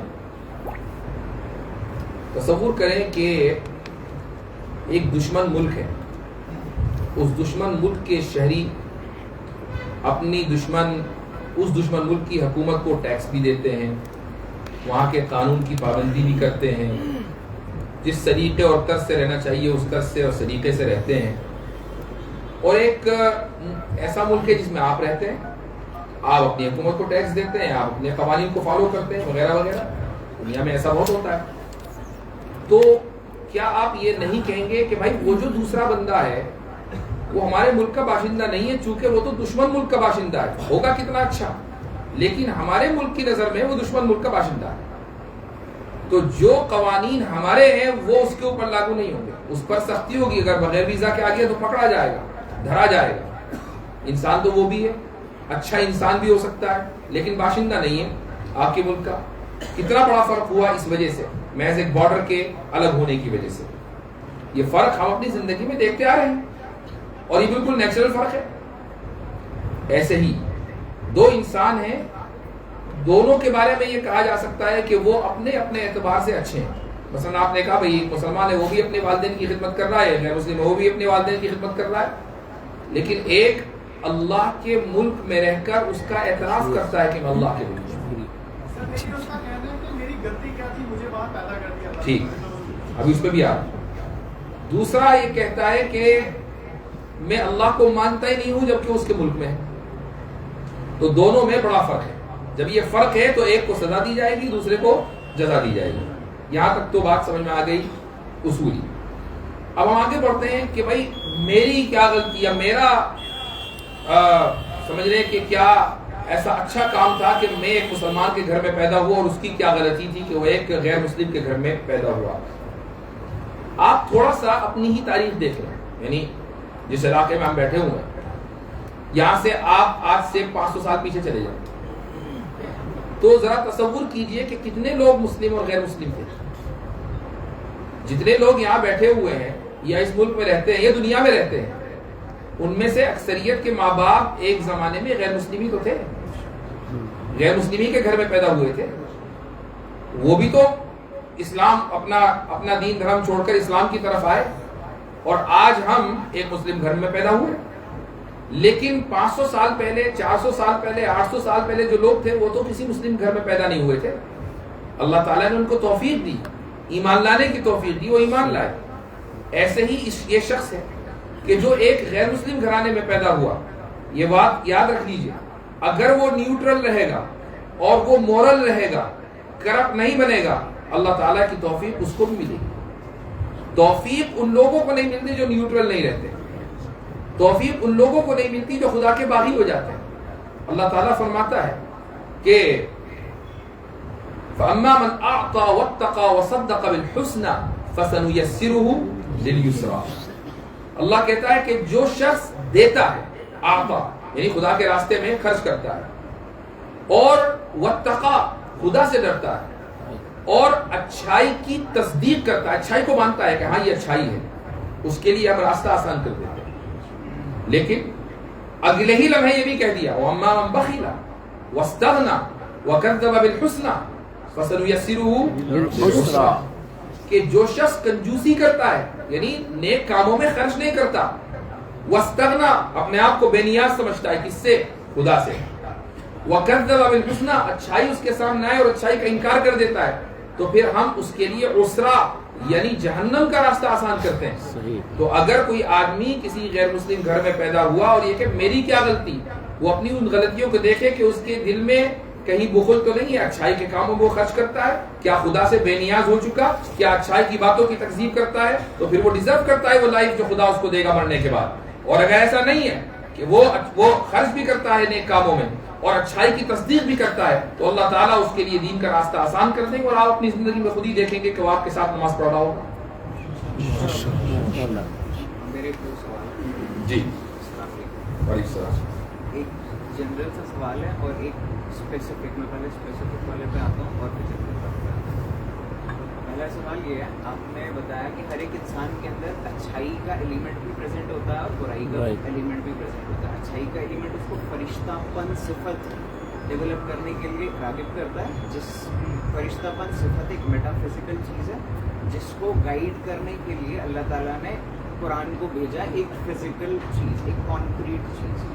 تو دوسری طرف سے ہمارے اندر وہ اینیملسٹک ٹینڈنسیز بھی ہیں، یا اس کو کہا جا سکے تو ڈیولش پن بھی ہے.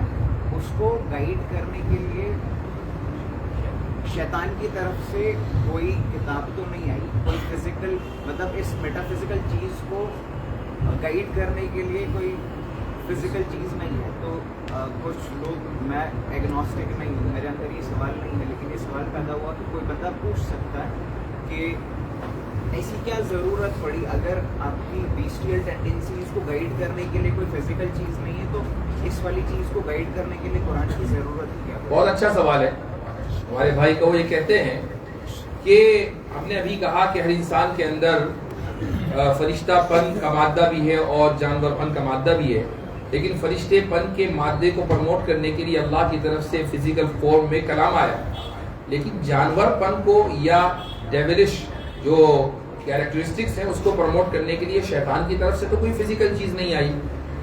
تو دونوں میں ایکوالٹی نہیں ہے نا. At the end of the day آپ کا سوال یہی ہوا. حیرت کی بات ہے کہ آپ نے معاشرے میں نظر نہیں کی.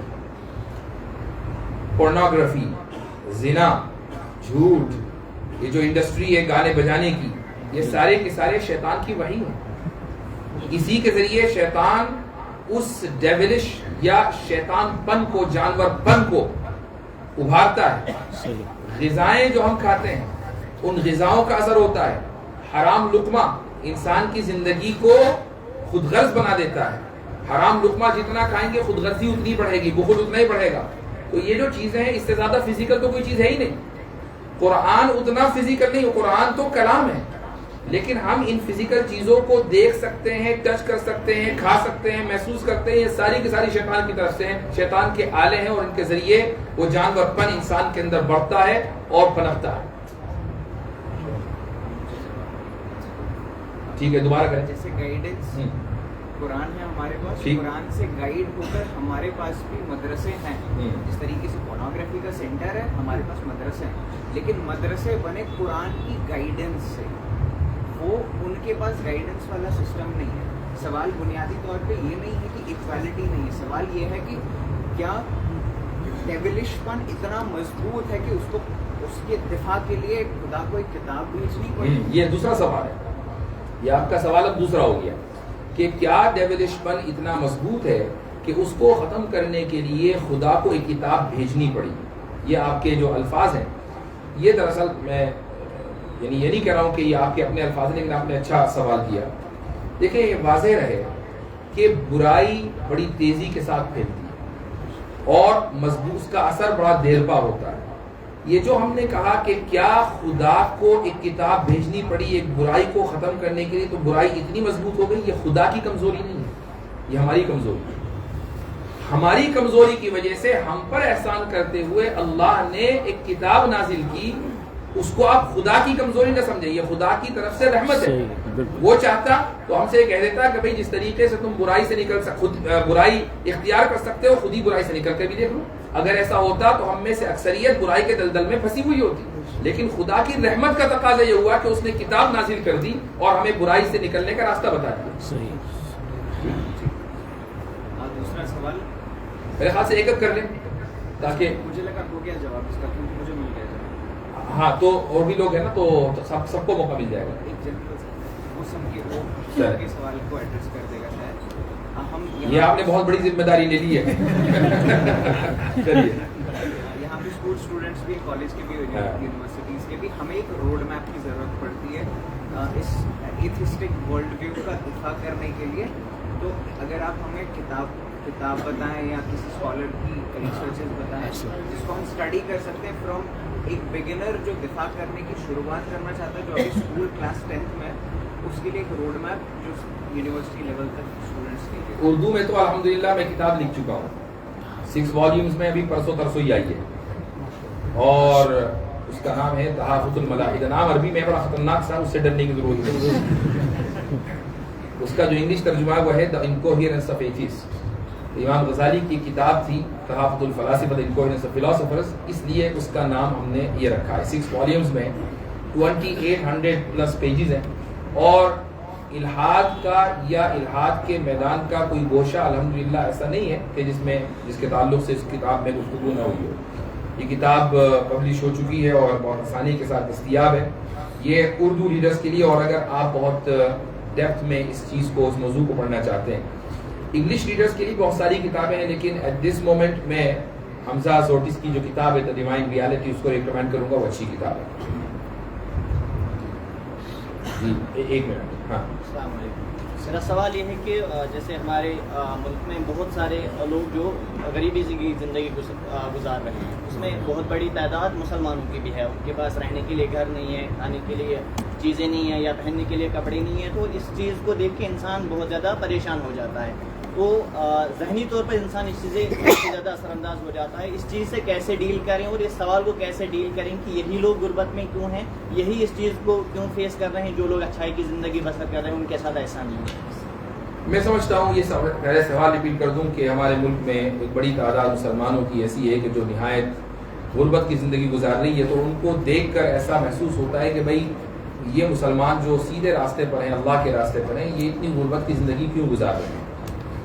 تو اس کا جواب یہ ہے کہ سیدھے راستے پر ہونا اس بات کی گارنٹی نہیں دیتا کہ آپ امیر بن جائیں اور غریب نہ رہیں. دونوں میں کوئی ریلیشن نہیں. امیری اور غریبی کا تعلق آپ کی اسٹریٹجی میکنگ سکل سے، کہ آپ اپنی فائنینشیل لائف کو امپروو کرنے کے لیے کتنے صحیح قدم اٹھاتے ہیں، تعلیم سے لے کر اس کے بعد جب بزنس میں قدم رکھیں گے، جاب میں جائیں گے، وغیرہ وغیرہ، اپورچونٹی اویل کرنے تک. آپ دیکھیں گے کہ جو غربت ہے اس کی بنیادی وجہ تعلیم کی کمی ہے. تعلیم کی کمی بنیادی وجہ ہے، اور آپ کسی دوسرے کو بلیم کرنے کی ہمیں کوئی ضرورت نہیں ہے کہ جی بھائی وہ فلاں جو صوبہ ہے یا فلاں حکومت ہے وہ پڑھنے نہیں دیتی. ایسا نہیں ہے. کیا ہم مدرسوں کے تعلق سے خود کفیل نہیں ہوئے؟ یہ بھی تو ہو سکتا تھا کہ حکومتیں مدرسے بنانے پر پابندی لگا دیتی، قرآن پڑھنے پر پابندی لگا دیتی. ایسا ہوا ہے دنیا میں؟ قرآن نہیں پڑھ سکتے، حدیث نہیں پڑھ سکتے، نماز نہیں پڑھ سکتے، ایسا ہوا ہے. تو جب ہم مدرسوں کے معاملے میں خود کفیل ہو گئے، ابھی آج ہی مجھے پتا چلا، ایک میرے درسی ساتھی میرے کلاس میٹ ہیں، انہوں نے بتایا کہ اس صوبے میں جموں میں 1947 کے بعد وہ پہلے حافظ تھے میرے کلاس میں. تو وہ یہی کہیں، اور پتہ نہیں یہاں موجود ہے کہ نہیں، بہرحال وہ پہلے حافظ تھے. اب آپ وہاں سے گزشتہ 25-30 سال کی اس جرنی کو دیکھو اور آج دیکھ لیں. ہم خود کفیل ہیں چونکہ ہم نے ارادہ کیا کہ یہاں انویسٹ کرنا ہے. تو بھائی اگر یہاں یہ کام کر سکتے ہیں تو وہ کام بھی کر سکتے ہیں. اگر دنیا کو، دین کو سنوارنے کے لیے محنت ہو سکتی ہے تو اللہ کی مرضی کے مطابق دنیا کو سنوارنے کی بھی محنت ہو سکتی ہے.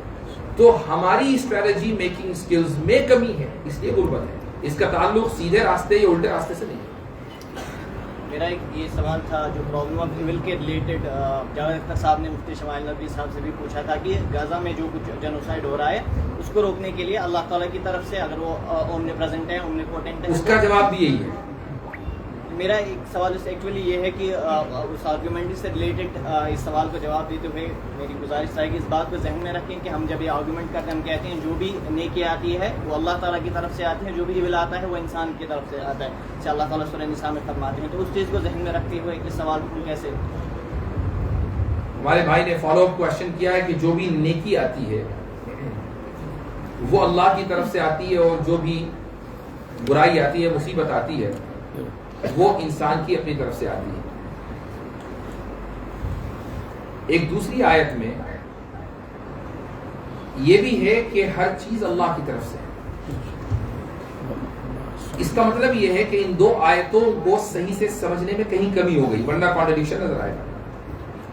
ایک ہے خلق اور ایک ہے کسب. خلق کہتے ہیں کریٹ کرنے کو، کسب کہتے ہیں پرفارم کرنے کو. اللہ تعالیٰ ہر چیز کا کریٹر ہے، وہ چاہے ہماری زندگی کی کوئی اچھائی ہو یا ہماری زندگی کا کوئی امتحان اور مصیبت. کریٹر ایک ہے، ہر چیز کا کو کریٹ کرنے والا وہی ہے. لیکن پرفارمر ہم ہیں. اچھائی کو بھی پرفارم ہم ہی کرتے ہیں، برائی کو بھی پرفارم ہم ہی کرتے ہیں. اور اس میں جو سیکوینس ہے وہ اس طریقے سے ہے کہ اللہ نے ہمیں ارادے کی قوت دی ہے، اور اس کا اظہار بھی قرآن میں کیا کہ تم اس لیے چاہتے ہو کہ اللہ چاہتا ہے کہ تم چاہو. قرآن کی آیت ہے، اس کا ترجمہ میں نے آپ کے سامنے بیان کیا. یعنی اللہ نے ہمیں ول پاور دی ہے کہ ہم ارادہ کریں. جب ہم کسی چیز کا ارادہ کرتے ہیں، کسی بھی کام کا، اچھا ہو یا برا، ہمارے ارادے کے بعد اللہ تعالیٰ اس کام کو جس کا ہم نے ارادہ کیا ہے کریٹ کر دیتا ہے.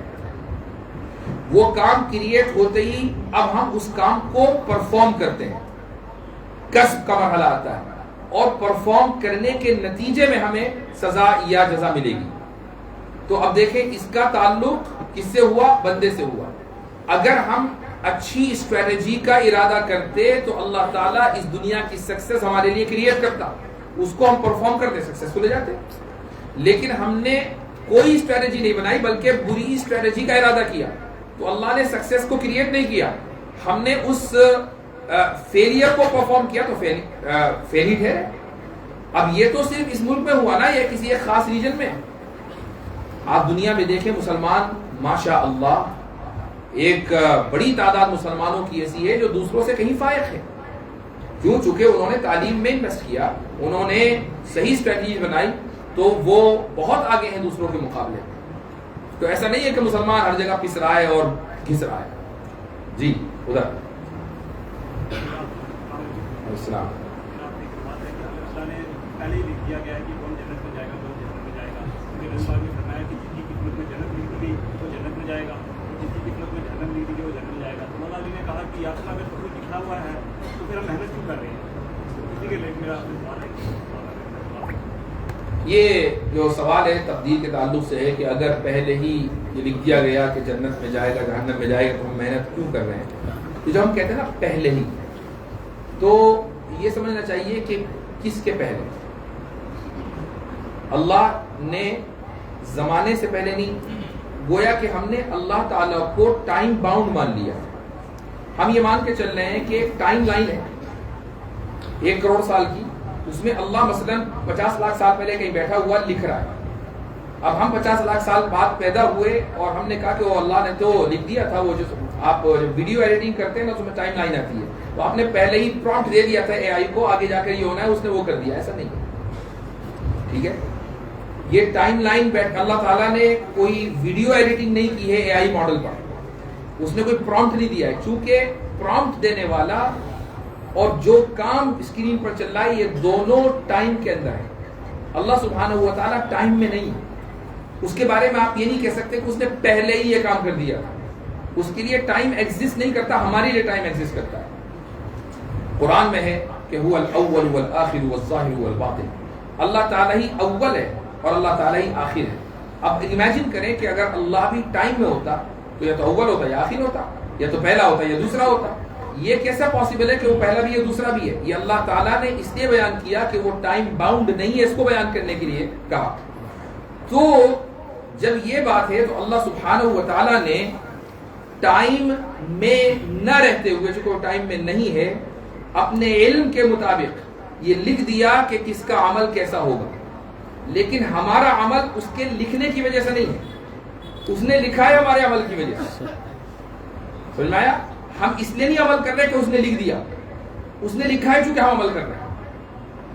اب آپ یہ نہیں کہہ سکتے کہ اس نے تو پہلے ہی لکھ دیا تھا، چونکہ پہلے تو ہے ہی اس کے لیے. وہ پہلے اور بات کا تو ریفرنس پوائنٹ ہم ہے، اللہ نہیں ہے. واضح انشاءاللہ. ایک سوال تھا ایتھیزم اور ایتھیزم کے ریلیٹڈ.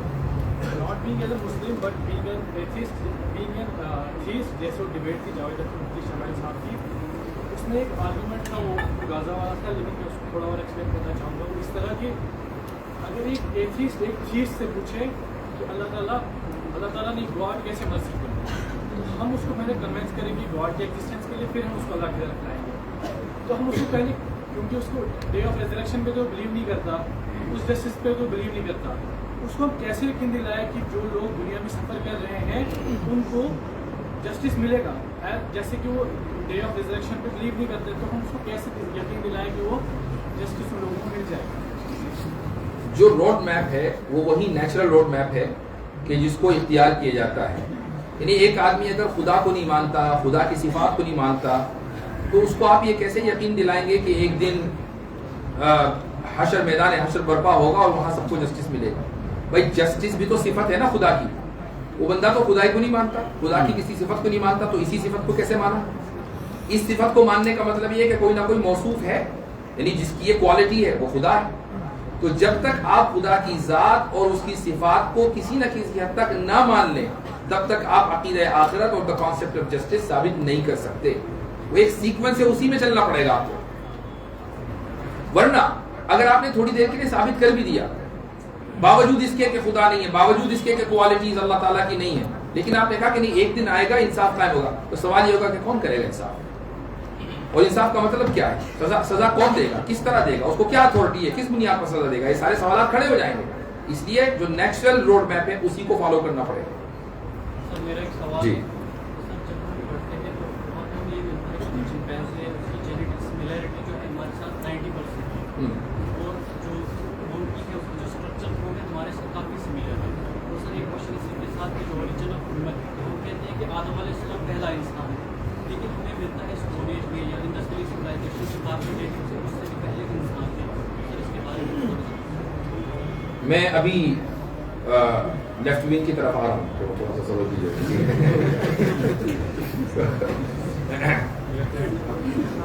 تو ہمارے بھائی نے سوال کیا کہ چمپینزی سے ہمارا ڈی این اے ملتا ہے 90%, میرے خیال زیادہ ہی ملتا ہوگا, 90 تو کم بتا رہے ہیں. تو اور اسی طریقے سے یہ بات ملتی ہے کہ پہلا انسان حضرت آدم علیہ السلام ہے, جبکہ کاربن ڈیٹنگ سے ہمیں پتا چلا کہ بہت پہلے بھی انسان تھے.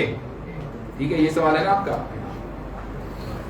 تو دیکھیں, دو چیزوں میں اگر ڈی این اے کو لے کر سملیرٹی ہے تو اس سے یہ کیا کیسے ثابت ہوا کہ دونوں کسی زمانے میں ایک تھے؟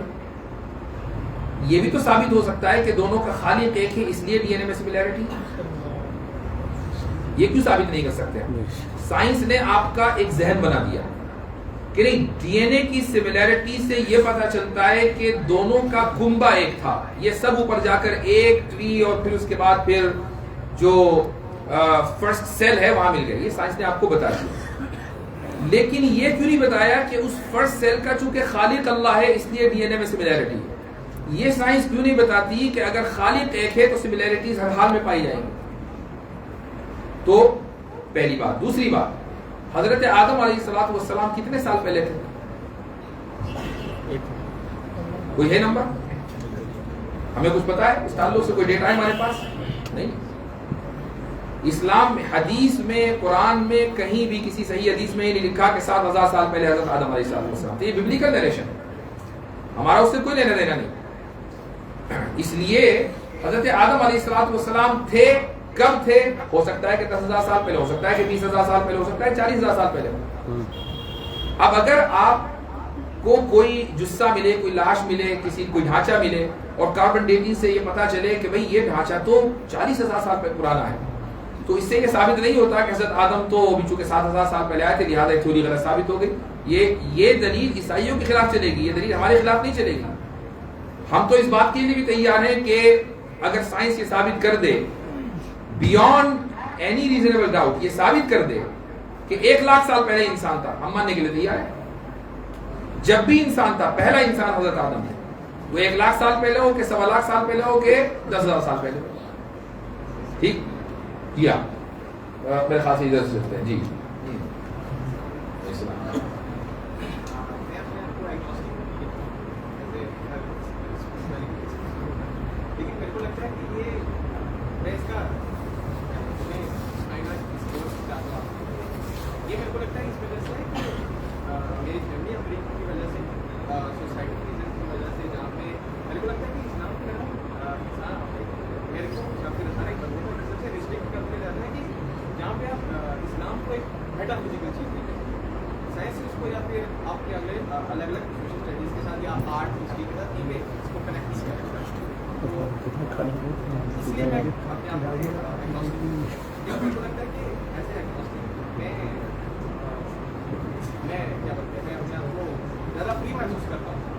लेकिन क्या बोलते हैं और साथ में मैं अगर प्रे करता हूँ कनेक्शन महसूस नहीं करता, तो मैं एज ए लाइक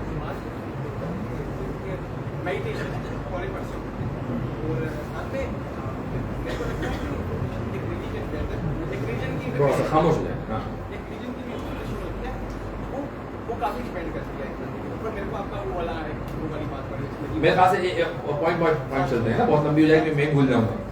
नहीं, मैं आपको इसलिए बोल रहा था कि आपका वो क्या बोलते हैं इंसान का एनिमल इंस्टिंक्ट वो मेरे को काफ़ी हिडन ईगो वाले कंसेप्ट को सीमा पॉइंट वाला ठीक। आपने एक बात कही अपने स्टेटमेंट में कि बीइंग एन एग्नोस्टिक आप बहुत अपने आप को आज़ाद महसूस करते हैं, है ना? लेकिन मैं देखता हूँ कि Islam is kind of really intellectually, चले वो बाद में देखते हैं। अभी ये बताएं कि आपको कितनी आज़ादी चाहिए?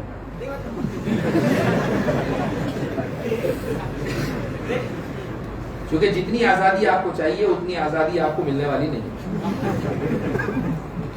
आप जितनी भी आज़ाद, जो भी मुझे यहाँ जाना है आज़ादी, वो है नहीं आपके पास, वो पॉसिबल नहीं है, क्योंकि हम इतना आज़ाद होना चाहते हैं बाय नेचर कि हमारे ऊपर कोई रिस्ट्रिक्शन नहीं। सही है ना? हम चाहते ये हैं कि हम इतने आज़ाद हों कि हमारे ऊपर कोई रिस्ट्रिक्शन ना हो, फैमिली की रिस्ट्रिक्शन ना हो, लॉ की रिस्ट्रिक्शन ना हो, किसी भी तरह की रिस्ट्रिक्शन ना हो। लेकिन हम एक सोसाइटी में रहने की वजह से इन तमाम रिस्ट्रिक्शंस को दिलो जान से कबूल करते हैं, लेकिन जब मसला रिलीजन का आता है तो कहते हैं कि नहीं मुझे आज़ाद होना है। तो इसका मतलब ये हुआ कि हमने आज़ादी में फर्क कर दिया। एक आज़ादी को हम कॉम्प्रोमाइज कर सकते हैं कि नहीं we can let it go, और दूसरी आज़ादी को हम कहते हैं कि नहीं I can not let it go. ये फर्क क्यों हुआ?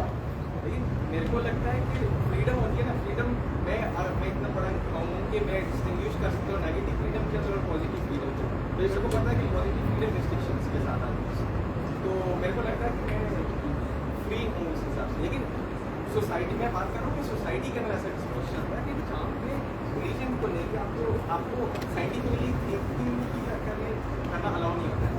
हमें तो अलाउड है, नहीं मतलब फुल अलाउड है भाई। जी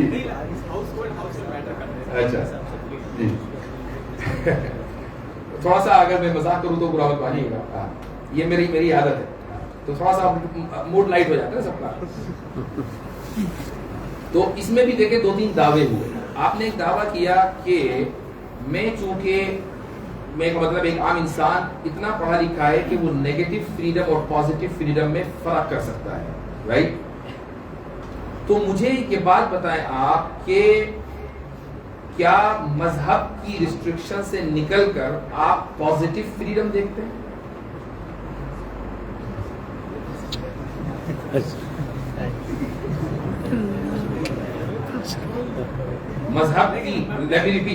मजहब की रिस्ट्रिक्शन से निकलकर जो आजादी आपको मिली है, क्या वो पॉजिटिव फ्रीडम है?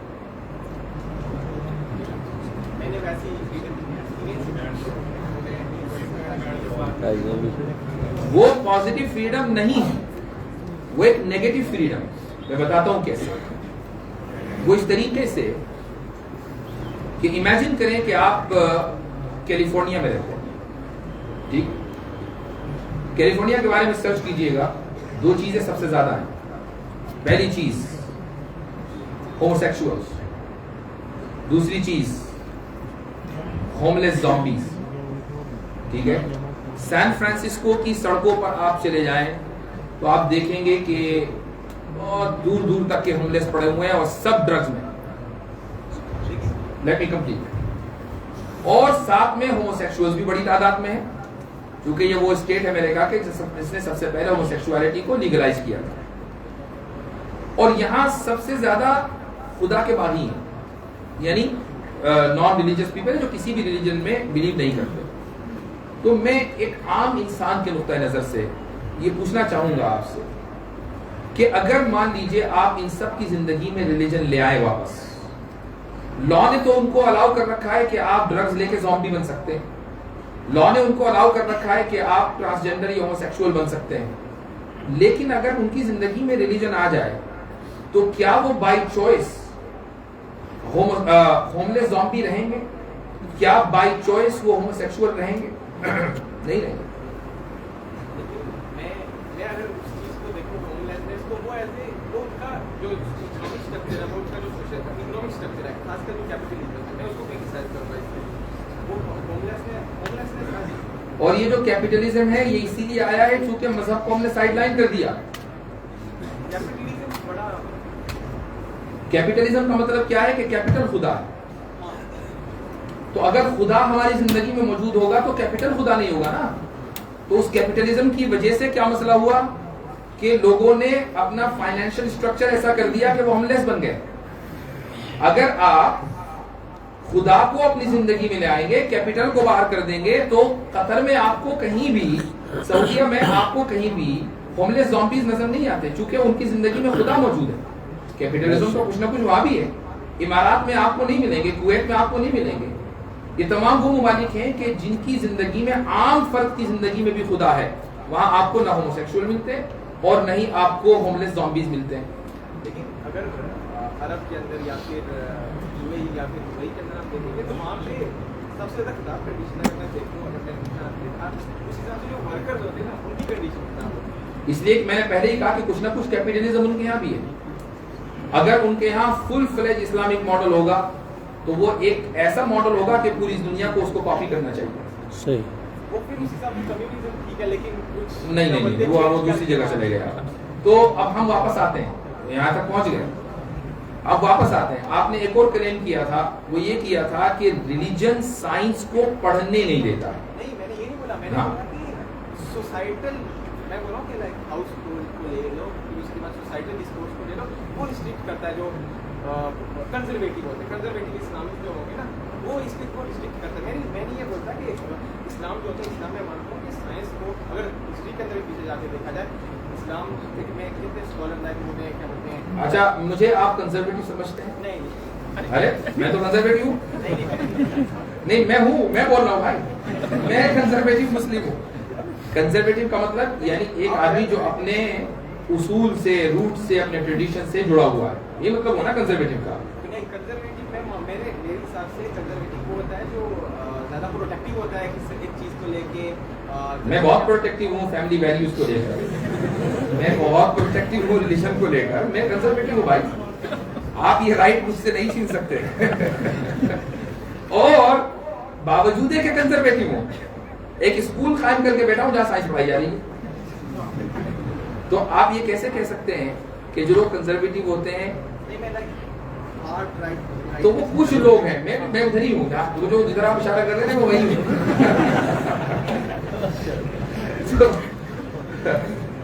ये जो आपने दावा किया है ना, ये सोसाइटी में कुछ लोग हैं कि जिनके पास सही नॉलेज नहीं है, कि नॉलेज की कमी है।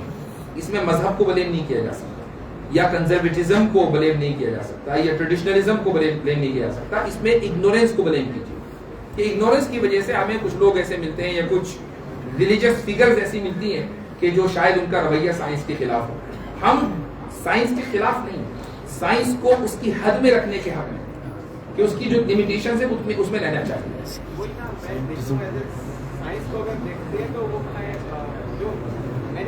अब मैं एक काम करता हूँ, इस गुफ्तगू को, इसलिए मुझे तो बहुत सारे लोग माशाल्लाह खड़े हुए हैं, इतनी देर खड़े हो गए कि जितनी तरावी में खड़े होते हैं 20 रकअत में, ठीक है।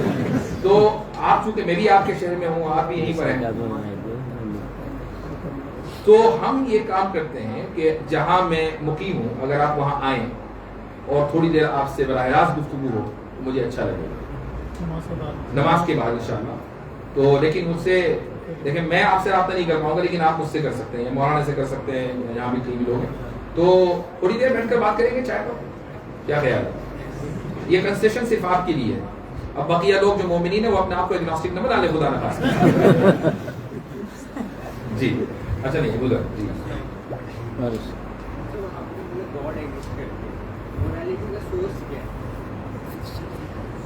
मोरालिटी का सोर्स क्या है, ये सवाल है हमारे भाई का, और वो ये कहते हैं कि अगर गॉड एग्जिस्ट करता है, ये हमारा दावा है मेरा।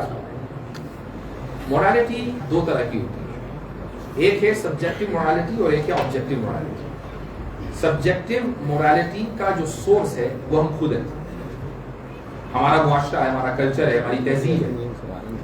फैमिली वैल्यूज हैं, लेकिन जो ऑब्जेक्टिव मोरालिटी है उसका सोर्स खुदा है। खुदा की तरफ से हमें ऑब्जेक्टिव मोरालिटी दी गई है। उसकी एक मिसाल है, एथिस्टिक वर्ल्ड व्यू में ऑब्जेक्टिव मोरालिटी एग्जिस्ट नहीं करती, लेकिन हकीकत यह है कि किसी भी एथिस्ट को इससे इनकार नहीं होगा कि कॉन्सेप्ट ऑफ जस्टिस एक मॉरल वैल्यू है और अक्रॉस स्पेस एंड टाइम, यानी कि आप किसी भी जमाने में चले जाएं, किसी भी इलाके में चले जाएं, कॉन्सेप्ट ऑफ जस्टिस को एक अच्छी वैल्यू माना जाता है। तमाम इंसानियत का इसके ऊपर इत्तेफाक है। हिटलर भी मानता था कि जस्टिस बहुत अच्छी चीज है। इसका मतलब ये हुआ कि जो ऑब्जेक्टिव मोरालिटी है, अब इसका मतलब ये हुआ कि मोरालिटी ऑब्जेक्टिव हो सकती है और ऑब्जेक्टिव मोरालिटी का सोर्स खुदा ही होगा। मेरा सवाल है कि कोई बच्चा जो गैर मुस्लिम को घर में पैदा हुआ, तो जैसे वो 12 एडोलेसेंट के एज में पहुंचा, तो फॉर एग्जांपल आपने उसने मतलब किया, मतलब शर्क किया, लेकिन उसकी पता तो नहीं, मतलब उसको पता नहीं था, फितरतन तो वो मुस्लिम है, अगर उसकी मौत वाक़ा आ गई, मतलब अगर उसकी मौत हो गई, तो क्या हम कैसे, मतलब अल्लाह जानता है कि वो आगे जन्नत में जाएगा या जहन्नम में जाएगा? सवाल मैं रिपीट कर देता हूँ आपका। वो ये कि एक बच्चा है, एडोलेसेंट है, मुराहिक है, वो किसी गैर मुस्लिम के घर में पैदा हुआ और उसके बाद कुफर व शिर्क करता रहा और उसी तरीके से मर गया, तो वो कहाँ जाएगा उसको तो पता नहीं था। तो अल्लाह ताला रहमान और रहीम है। अल्लाह सुब्हानहू व तआला ऐसे लोगों के साथ भी इंसाफ करेगा। वो कैसे इंसाफ करेगा? अब इस ताल्लुक से हमारे यहाँ लिटरेचर में, जो इस्लामिक लिटरेचर है, उसमें ये कह लें कि डेफिनेटिव एक्यूरेट डिटेल्स मौजूद नहीं है। इसलिए दो ओपिनियन है। पहली ओपिनियन ये है कि अल्लाह ताला क़यामत के दिन उस शख्स का इम्तिहान लेगा, जिस तरीके से हमारा आज इम्तिहान हो रहा है उसका इम्तिहान होगा, और उस इम्तिहान की बुनियाद पर यह फैसला किया जाएगा कि वो जन्नती है जहन्नमी। ये होगा। दूसरा जो दूसरी ओपिनियन है कि जिसको मेन स्ट्रीम स्कॉलर्स ने एक्सेप्ट किया है, वो ये है कि चूंकि इस शख्स का इंतकाल इस हाल में हुआ है कि उसको ये पता ही नहीं था कि इस्लाम क्या है, इसलिए ऐसा शख्स जन्नती है।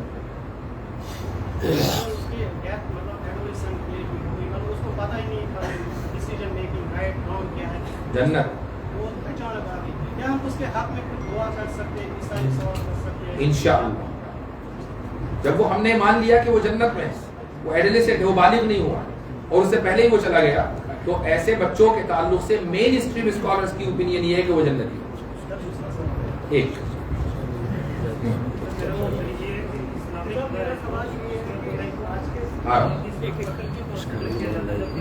आ रहा हूँ आपकी तरफ। पिलर के पीछे भी एक साफ करें।